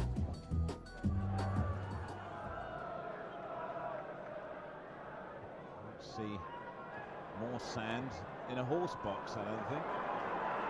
Simpson back in the Wolves side and making his presence felt. This is Flo! Harvard Flo has scored his first goal in the Nationwide League for Wolves. Great cross from Simpson, but a lovely, spectacular finish by Flo. So Anderson waiting for his men to get there and just curls it round. Mike Stow clattering into the post, but he had it covered. Great shot from Anderson. Phillips. Throws it out. Kerry.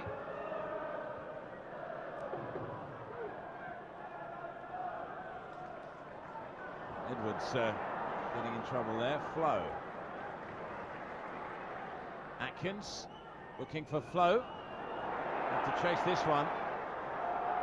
Oh no, it could be a disastrous own goal! By Belmar Sabre. Well, Phillips can look dejected. But what an unbelievable own goal. Well, I've seen some peaches, but this one was scored by a real melon. And Wolves have 2 on 53. Kabie saying that he was fouled by Curl, but Gilks tied his up brilliantly. Wolves, well, looked like they played their way out of trouble. It looked like a handball by Doherty. Osborne. Now wide out to this man Simpson again. Far post cross. Flo! Oh, what a goal! Wonderful finish. And Harvard Flo, not 1 but 2. 6 minutes to go. It looks like Wolves are safe now. This will be their 7th win in 12 games. Great finish by Flo. Doherty. Torpe! What a save by Stowell. Maybe injury time, but he doesn't know it. Bury away was a stodgy and frustrating affair. Good stretch there by Lacati, clears the ball. Wolves still in possession with Simpson. Oh, and it's come all the way through, and a great chance for Wolves. And the ball high and wide. Looks like Serrant is looking to bend one round the wall, and he's done that, but it's straight at the goalkeeper. Swung over, difficult for the keeper. And the keeper has done well to claim it at the second attempt.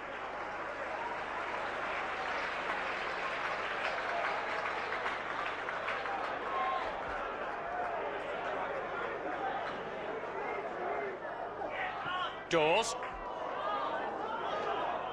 Bullock for Hall. And now Billy whips a crossover. Good chance, what a good save by the keeper. Well, Barnes holds his head, but that was a superb save by Mike Stowell.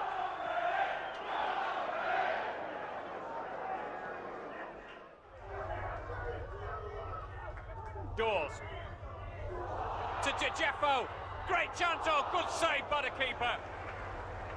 Clear opening there for DeJeffo, and the keeper made a good save.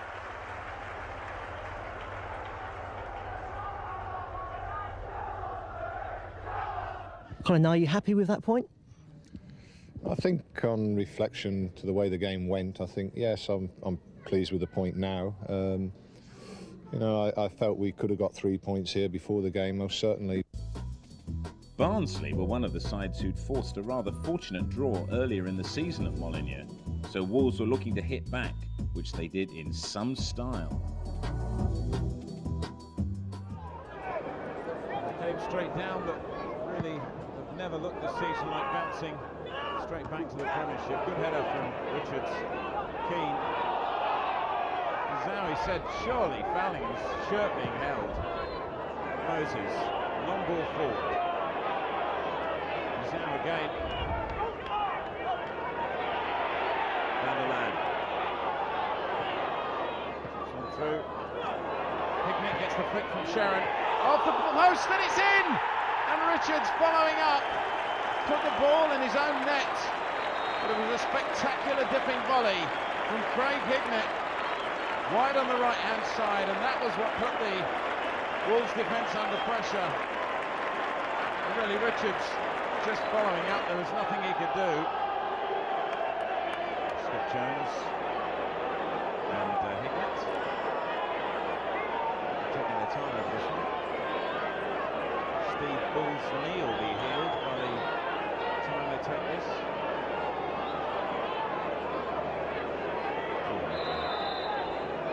Blowing whistle impatiently. Jones. And it's 2 for Barnsley. 2 in 2 minutes. And it was worth the wait for Jones. The Wolves 2 down.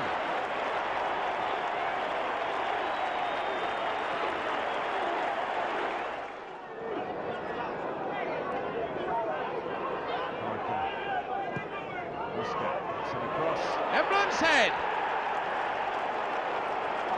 What a great header and a fabulous cross from Kevin Muscat. A great header. Wolves pull one back. Oh, that kick by Richards gone all the way through the Connolly, and Wolves are level.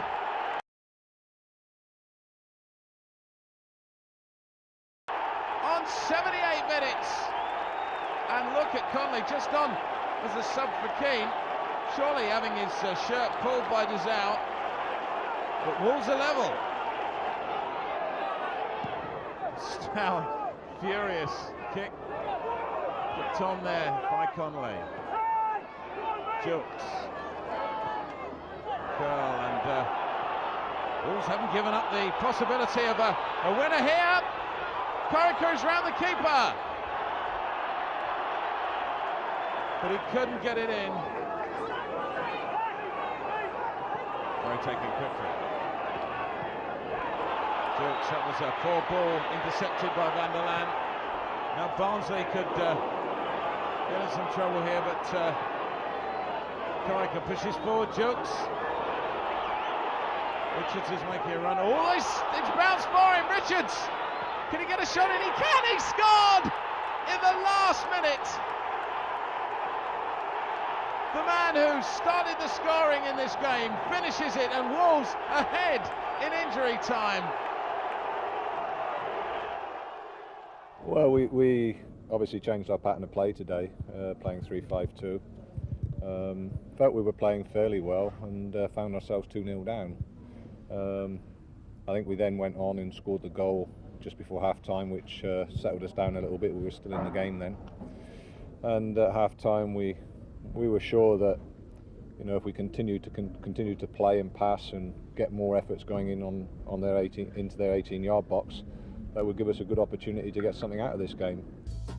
With the Grimsby match cancelled because of international fixtures, Wolves' last March outing was at home to Crewe, and it was to prove one of the most embarrassingly one-sided games ever seen at Molineux.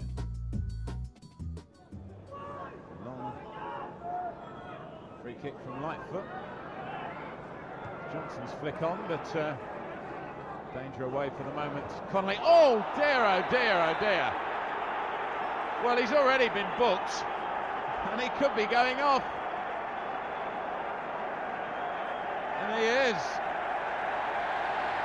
Chris Lightfoot, 13 minutes he's been on the field. Now Wolves break. Good looking move, Flo. Ball coming out, he'll come out to Robinson. 14 minutes gone, and Wolves have already made the number difference count. There was an excellent cross from Flo. A little bit of sporadic defending, and Robinson did the rest. Keaton. Like a good flick on from Jack. Richards.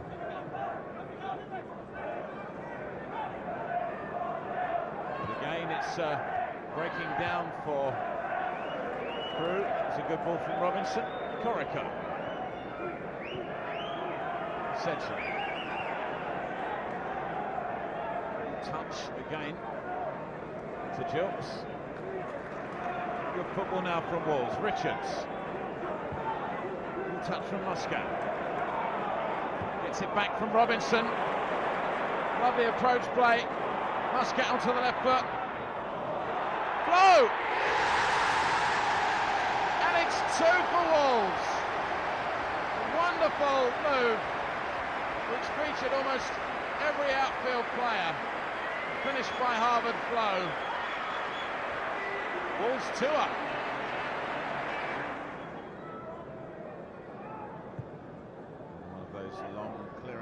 Stow, lovely flick on from Flo. Oh, and Connolly goes down again. It's a penalty. Poor David Connolly. He's been hacked and kicked by this cynical Crewe team who've come here for a point. I don't even know they're coming for that. The question is who will take it. It's going to be Muscat in the absence of Keith Curl. Opportunity for Wolves to go 3 up. Beautiful penalty. Kevin Muscat. Still 10 minutes to play. A glorious penalty, and James Brown feels good yet again.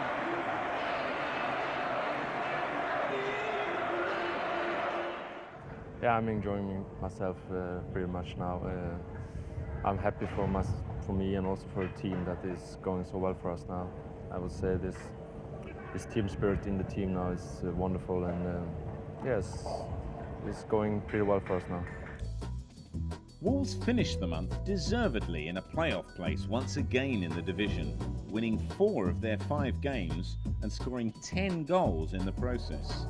Harvard flow was settling in well and things were looking good for Colin Lee's men.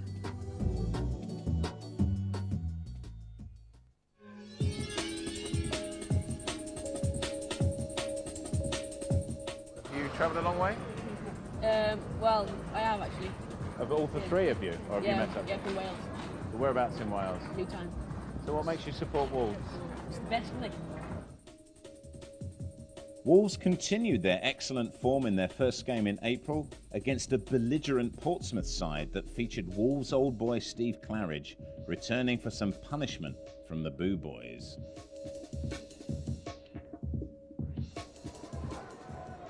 Fighting relegation for so long now. Wolves, it's a very different story. Igo. Claridge. The not unexpected boos continue. Perrin. Backed over by 2. Oof, dear oh dear. Perrin is going to be booked for that. Very little else he's done so far this half. Claridge is going over to have a word. And he's going to be booked as well, much to the delight of the home fans. It was a terrible tackle by Perrin. Osborne with this corner for Wolves. Curled in near post. Emblem not able to get up there, but it'll come out again to Osborne. Steers it across to Muscat. Right through! Kevin Muscat scores yet again. Well, he got a penalty against Crewe, and now he scored another spectacular goal. There we go again, a good tackle from Gilks. A long ball back from Ferguson. Dorford let it go. Well, Knight's picked that up. That's got to be a free kick. That definitely a pass back, as the referee agrees.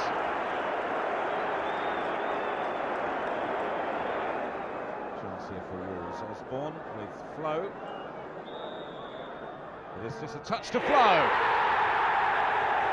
Harvard Flo, his 5th for Wolves. It's his 3rd in 5 games.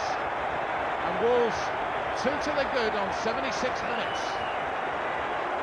Just a little touch and Flo hit it cleanly past Alan Knight.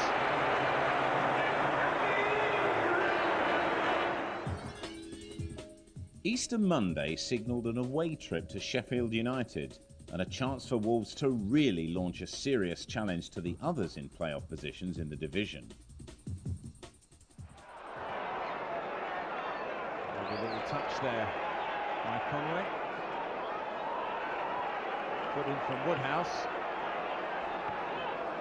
That's a great ball to Muscat. Try something from here. What a great save by Kelly. Now it's Sheffield United's turn to break. This is Morris. Drew's left it, and it's Marcelo. And against the run of play, they've gone ahead. Again from Jukes. A lovely back flick from Emblem, and well, it looked like Corica was bundled over. It was Trebili, but the referee says it was outside the area. Well, he's right. What can Wolves do from this? Osborne. Might curl one. He has! Osborne, it's his first goal for 8 months. Last time he scored against Oxford away. Wolves are level. What a great time to score. Are those the genuine article, Hayley? I take it they are. How did you get those signed? I'm at the training ground. So you're a Mad Wolves fan too, yeah?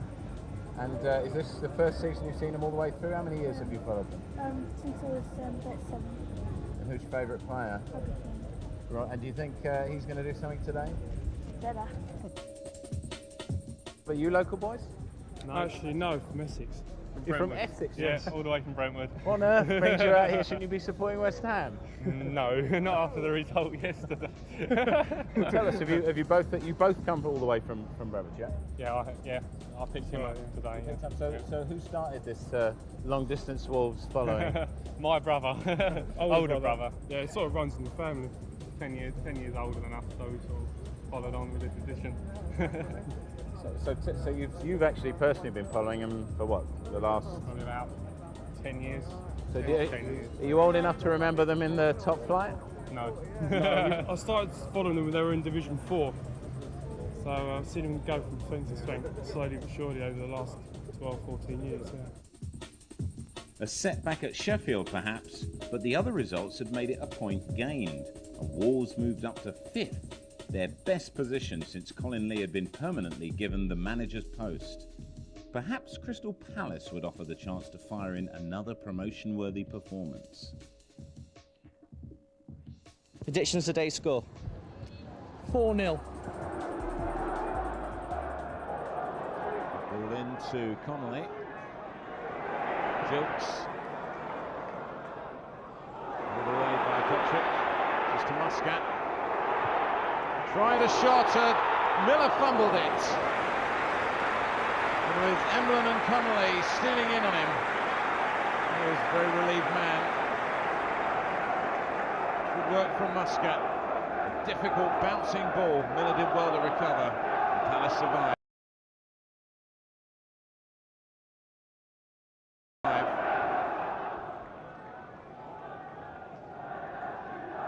Most of the attacks have been launched through the Route 1 approach. It is again a long kick from Stow. Again, comes from the foot of Muscat. Great effort from Robinson.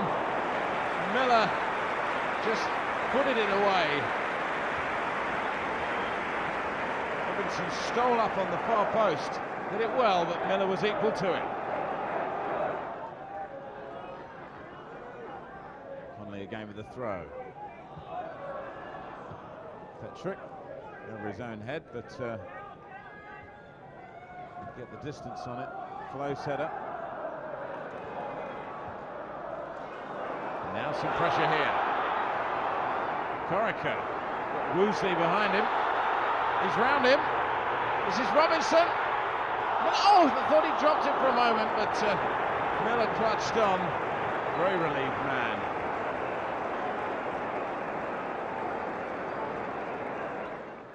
The better I play and the more games that I play, the more chance I've got of earning a contract and staying.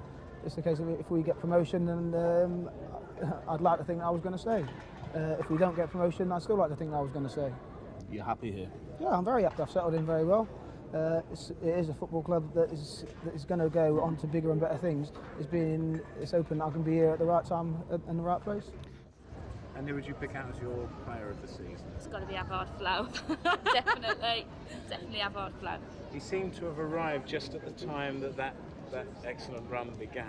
Yeah, definitely. But still too many games drawn at the end, really, particularly at home. We lost a lot in the last couple of minutes, Sunderland, and then at home at Huddersfield. Well, when we was here, we played Huddersfield. We keep letting them in the last couple of minutes, and that's where we're losing the points. How many women would you say support Wolves? Is it a side that are well supported by women? Yeah, I think so. Yeah, definitely. Yeah, because when we first used to come, there was hardly any women's toilets. When was that? I was 11 when I first came, 97. So like Steve Bull hadn't come here either, so followed him. So you're a Steve Bull fan? Yeah. So if you've been following him that long, you've been you need a bit of a turnaround for your money, don't you? Really, you've been looking for Premiership games. Definitely. Not the greatest preparation for the demands of an all-Midlands affair away to high flyers Birmingham, but then this was just the kind of match that Wolves might be able to raise their game for, especially as it was Mike Stowell's 421st appearance for the club, the highest number of games ever played by a Wolves keeper.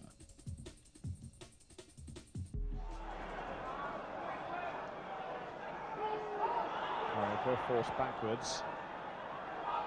Robinson turns away from Hyde, finds Corica, who's having a nice lively game. Emblem is out on the wing.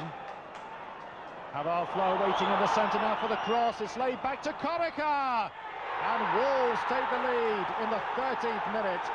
Beautiful build-up. It involved Corica several times, but Emblem had the vision to see where Corica was running, and he drove the ball past Paul. Corica's first goal since November '96 puts Wolves into the lead.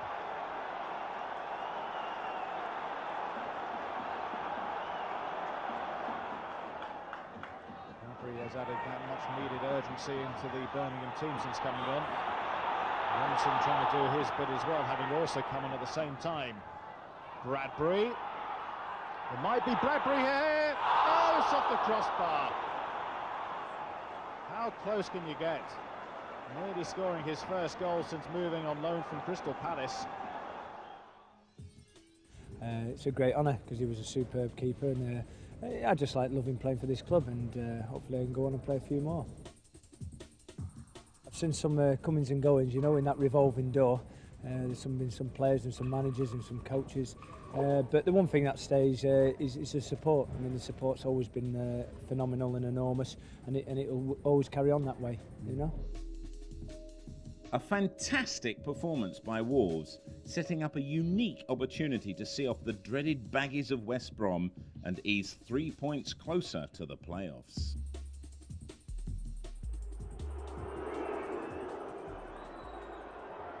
Flynn, Hughes, always found Evans, and West Brom, they're ahead on 17 minutes.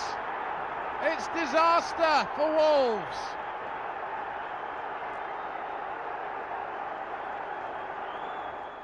Muscat arguing about where the ball should be. Feeds Sedgley. Oh, good save by Whitehead. It had to be. Stowell now firmly established as Wolves' top appearance goalkeeper of all time. This is Corica. A lovely through ball. Sedgley. Good tackle. And goodness me, it needed to be. Great move from Wolves. Okay, you fancy Simpson might try something from this position. Curl has come up. But, Wolves looking for this equaliser. It is Simpson. Curls one in. Robinson gets a touch at the far post. And Whitehead can't believe it, but Wolves are level, and deservedly so. A wonderful free kick by Simpson. Paul Simpson curled it in. A great finish at the far post by Robinson.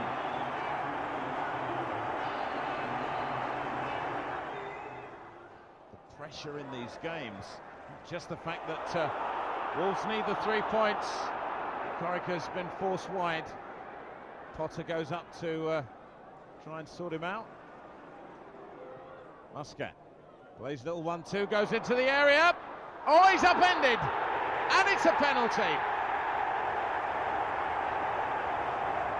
Muscat, who took the last one that was awarded to Wolves, will surrender. He's got his hands on the ball, but I think he'll be surrendering penalty taking to Keith Curl, and Flynn and Carbon arguing over it, but it's not going to change the referee's mind. Curley scored earlier this season against Tranmere and Barnet from the spot. And now these 3 points, so vital to Wolves in their striving for that playoff place. Look at the pressure on this man's face. Keith Curl. Oh, and he's missed it. He's put it over. And he's choked. And so are the Wolves fans.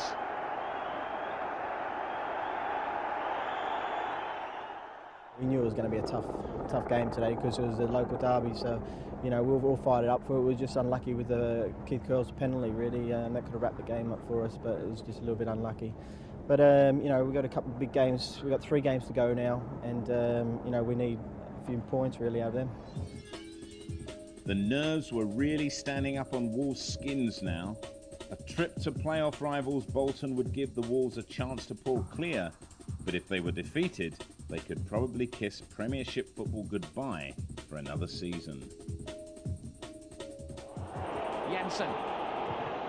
Off jukes for the first Bolton corner. Yeah, Wolves have got to be careful with this fella. I think he's a touch of class.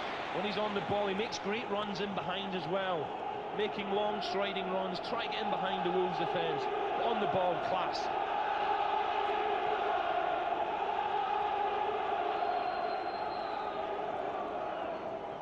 Andy Todd, not the biggest, but having to keep a careful eye on him. Dean Richards shadowing him all the way. Gardner finally delivers it low and flat and really dangerous. It was Todd who got that. Great play from Richards there. That was vital. Todd just sneaking into the near post. But watch big Dean Richards get there. Just putting him off. Good little move. Todd, you wouldn't expect him to be going for near post balls, but Richards' presence was enough. Well, Gardner, who delivered that pinging cross, is now a possible target for the short ball. Now it's gone in near post again. Oh, against the post, and still a chance. And in the end, Cox skies the second effort and allows Stowell to get it away. Jensen wins it back. Gardner sprinting to his left. Can he put him in? He has! Wonderful goal! Ricardo Gardner! Bolton take the lead. Fantastic. Lovely, lovely finish. Cool finish. Oh, the side puts it away. But what a beautiful... That's Robinson giving the ball away, and suddenly, look at this fella Janssen. He just delays it, says, go on, son. But what a quality finish. Overspell off the underside of the bar. But Janssen's way to pass, he's patient. And what a nice finish. And you have to say, Bolton deserve this lead. Fantastic, lovely weighted pass. In between Muscat and a glorious finish. 1-0. And still as yet, no sign of either a tactical or a personnel change for Wolves. Phillips under pressure here from Corica, and he's given it away! A gifted equaliser for Wolves! Corica the scorer! Wow, it's desperate defending, Alan, but you have to say to Corica, perseveres, gritty, determined, chases it, looks like a hopeless cause, but you can suddenly see Corica's making ground up, hand over fist, and doesn't he keep his head well? Again, Banks goes down low, Corica keeps his head, but this is a horror story for the defender. And suddenly, after a good start, Wolves deservedly back in this match. Just took his eye off it there, Jimmy Phillips. There's no way back now. Good right foot finish, a little touch from Banks, not enough, 1-1.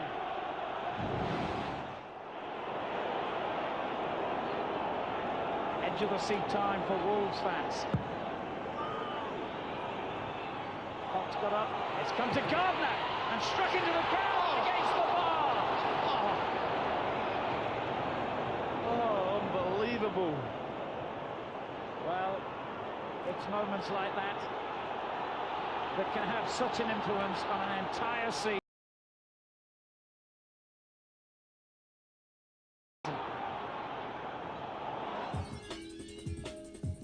After the brilliant performances in March, it seemed almost inconceivable that Wolves could draw 4 of their 6 April fixtures and all but throw away a guaranteed playoff place.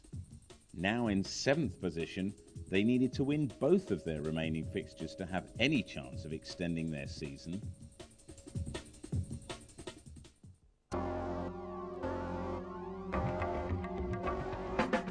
Wolves travelled to Grimsby with everything in the balance. It was a game they would have to win to keep strong chances of keeping the playoffs in their own hands. Plenty forward for Wolves. Low, nasty. Oh, Krausen did well. Came through about 3 players to get something onto that. Muscat chasing what was almost a lost ball, but he wasn't going to give it up. And it comes now. And over the top it goes. I think that was big Dean Richards, was it? Stealing in. As much as Dean Richards can steal in, there's enough of him. Here's Jack Lester. Oh, great run by Caldicott. He wants support left side. He's got it. Kingsley Black. Gallimore on the overlap. Still Kingsley Black sends it in. Oh, taken off Caldicott. Follow up, and Kevin Donovan cannot believe it. Fabulous save by Stoll. Robinson. Robinson again, looking for the offside. It's not going to be given. Ball down to the byline. Flo, got to be in. Well, wide of the mark. Emblem just couldn't get any contact on it. 6 minutes into the second half, that's the nearest either side's really come. Emblem just needed to get a touch on it and couldn't. Who are the key players for the season, would you say? I think Muscat's played very well, and Dean Richards, and Styles had an excellent season as well, I think. Is that the way you see it? Yeah, pretty much so. I'd say Kevin Muscat's got to be the player of the season, really. The narrowest of possibilities could still see Wolves in the playoffs. It came down to Bolton or Watford drawing and Wolves winning by 2 clear goals over Bradford City. But then Bradford themselves also needed to win to book their guaranteed Premiership place for the Millennium season, 99 to 2000. I'm just praying we win today. I got my fingers, toes, everything crossed that we win today. And Barnes, Bolton or Watford cock it up somehow. We need this win today badly. Whatever the outcome, it was a guaranteed sellout crowd, and it turned out to be quite a game. Wolves getting in a bit of a quandary there. It was Sedgley trying to get hold of it. Jilks clears to Flo. A little back pass. Beautiful ball with the outside of the foot to Neil Emblem. A good tackle from Beagrie. Needed to be. Emblem gets the ball again. Referee plays the advantage. Emblem going for the byline. He's past Jacobs. He gets a cross in. A good-looking cross. Walsh drops it. Keane snatched at it.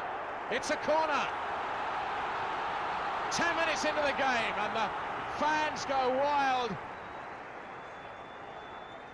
as Wolves, you can see there, it was Walsh who dropped the ball and Keane rushing in. The ball just clipped to Bradford heel. It'll be Sedgley with the long throw. Emblem has moved up there.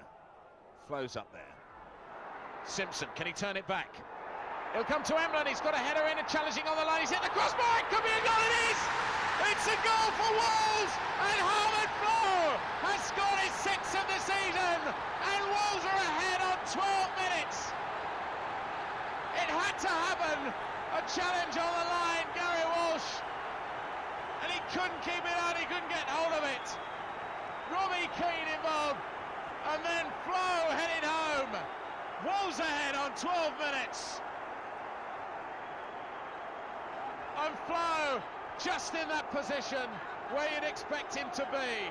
Such a brilliant game here against Arsenal in the Cup. He's been very much a part of Colin Lee's plans. Scored recently in so many of the games against Crewe and Portsmouth here. Well, this will be good enough in terms of goals, but of course the more goals Wolves can get, the better really. Wolves have 62 goals, Watford have 64. Wolves, of course, now have 63. They need another 2 to be sure of the place. If it goes to goal difference, or goals scored, I should say, it's going to be vital. So Wolves need to get as many as they can here this afternoon, as well as winning. They're within a goal of Watford at the moment. They've conceded 40. Of course, Watford conceded many more, 56.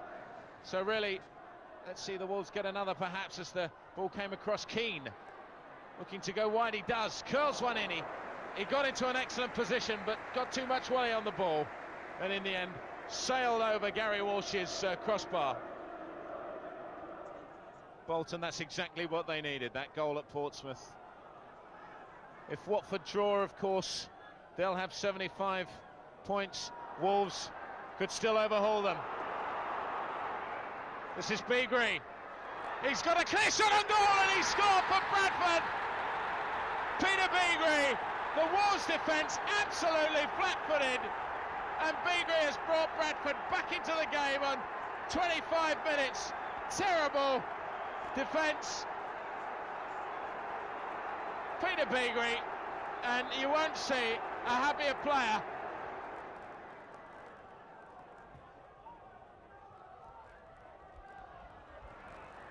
It's a lovely turn by Blake. He's done really well here. Could be trouble. It's Mills! And it was made by Robbie Blake out of nothing. And Lee Mills has scored the goal that could take Bradford City to the Premiership automatically. He's put them ahead. The ex-Wolves man who Graham Taylor brought here to Wolves has scored against his old club. Beautifully found. Robbie Blake. They've just got half an hour left. They're having to rely on Portsmouth pulling something up against Bolton. Bolton still ahead as far as we know. Good defensive header from Dreyer. Wolves must score. Curl. Beaten by Wally, who's now given Blake some space. Lawrence has made a terrific run on this right-hand side. Lawrence! A defensive header, a life-saving defensive header by Keith Curl. Just as Jamie Lawrence, who had made a 35-yard run, Curl kept his cool there. Brilliant defensive work. But Bradford have a corner. And even with Steve Ball preparing to come on, things at the moment looking troublesome. Gareth Wally is who will take this corner. Left-footed for Bradford City, who've got players up and plenty of them. There's a free header here. A completely free header for John Dreyer. Well, the cheers are for the number 14 below. Harvard Flo will be going off, and on in his place, Steve Bull. 5 successive appearances on as a substitute, a folk hero at Molineux. Towering giant of a man, John Dreyer's had an excellent game in the Bradford defence. Mills jumps well, beaten by Curl.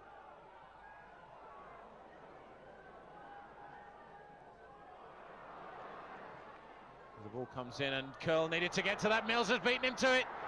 There could be trouble there. It's a third! It's Blake! And it's a third for Bradford City! 64 minutes and Bradford City are looking to the Premiership after 77 years. Steve Bull.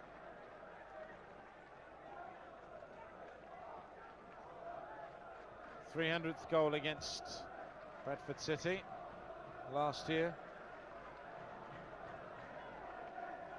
Seems as though he will be playing out his last days in the Nationwide First Division. Especially if Lawrence gets anything on this one. He's bundled over. It's a penalty. Dean Richards changing and challenging Jamie Lawrence. And Muscat may have said too much here. And what will the verdict be? It is a penalty. Richards, well, he's got a yellow. 77 minutes. Dean Richards gets a yellow for the foul on Lawrence. And Bradford City really have the opportunity to put it completely beyond doubt. Peter Beagrie will be doing that.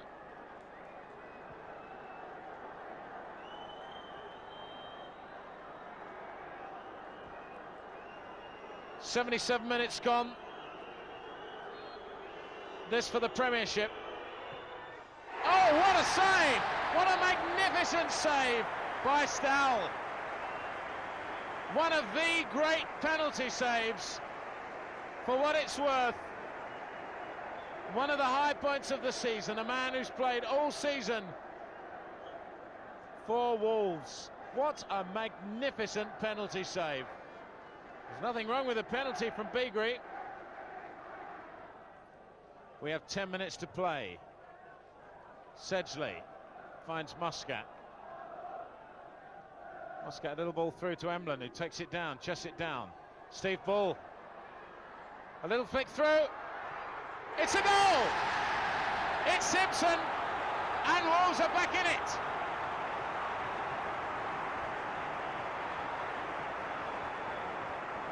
And he looked offside. And how about that? 1 minute it looked as if we were going to have 4-1, and now it's 3-2.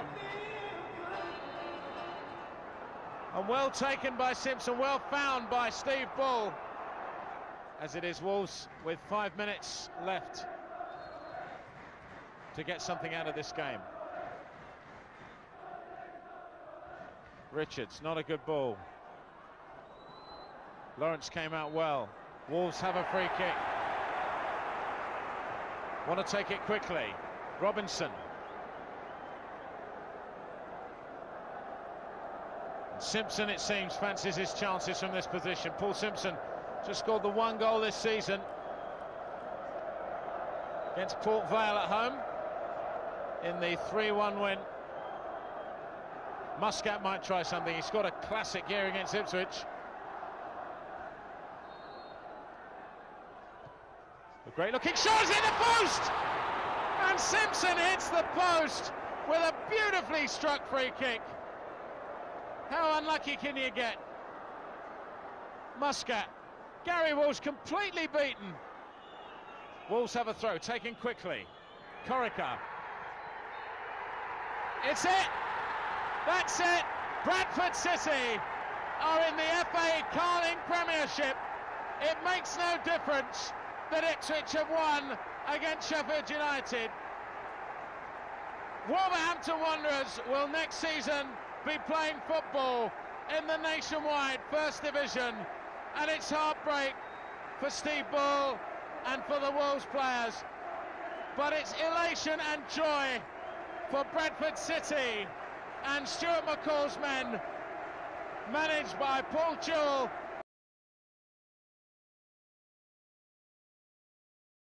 The youngest manager in the Nationwide First Division. On a shoestring, he has brought his side up to play FA Carling Premiership football next season. And they've done it today in style. They've done it with class and a little bit of good fortune. They really could have gone 4-1 ahead.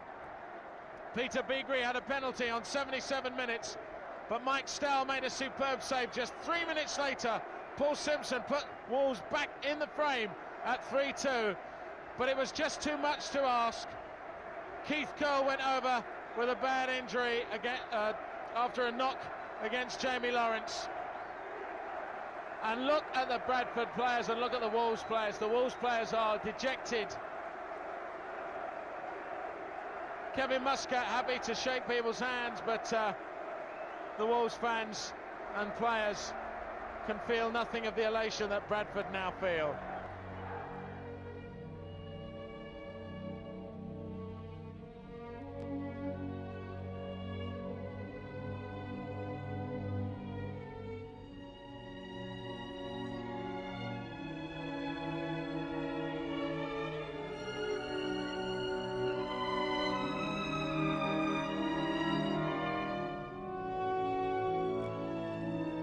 Yeah, just 10 years now we've been in this division, and it's hard to take. It gets harder every year to take. Can you see? I mean, would you personally be wanting to see Colin Lee given a full-time appointment? Yeah, with John Ward as well. Yeah, both of them, definitely. Can they? I mean, you're looking at another 3 sides coming down from the Premiership, it's probably the hardest division to get out of, isn't it, would you say? Oh, definitely. Yeah, definitely. I think probably the teams that go up this year will probably be the 3 that come down next year. What do Wolves need to do to make that a guaranteed place rather than this always so near yet so far? What a question to ask you now, yeah. You tell me. Darren, you must be really disappointed. Yeah, a little disappointed, but you know, since Colin Lees took over, they've turned Wolves around, or he's turned Wolves around, and him and John Ward, between the two of them, they've got a good partnership going. And next season, we'll be sitting there celebrating like Bradford today. Congratulations to him, but yeah, we'll do it. We'll do it next season. So a bittersweet end to a magnificent season, and Wolves fans were forced to watch the Bradford celebrations and dwell on what might have been had not so many of those early season fixtures ended up with 1 point instead of 3. Even so, Colin Lee received some good news just an hour after the game. Colin, it's just about 5 o'clock on the disappointing afternoon, obviously, when you haven't been able to beat Bradford City, and even if you had, you wouldn't have been able to go through. But some good news on your contract, I gather. Well, Sir Jack has just this minute announced to everyone that they would like John Ward and myself to stay in charge of the football club.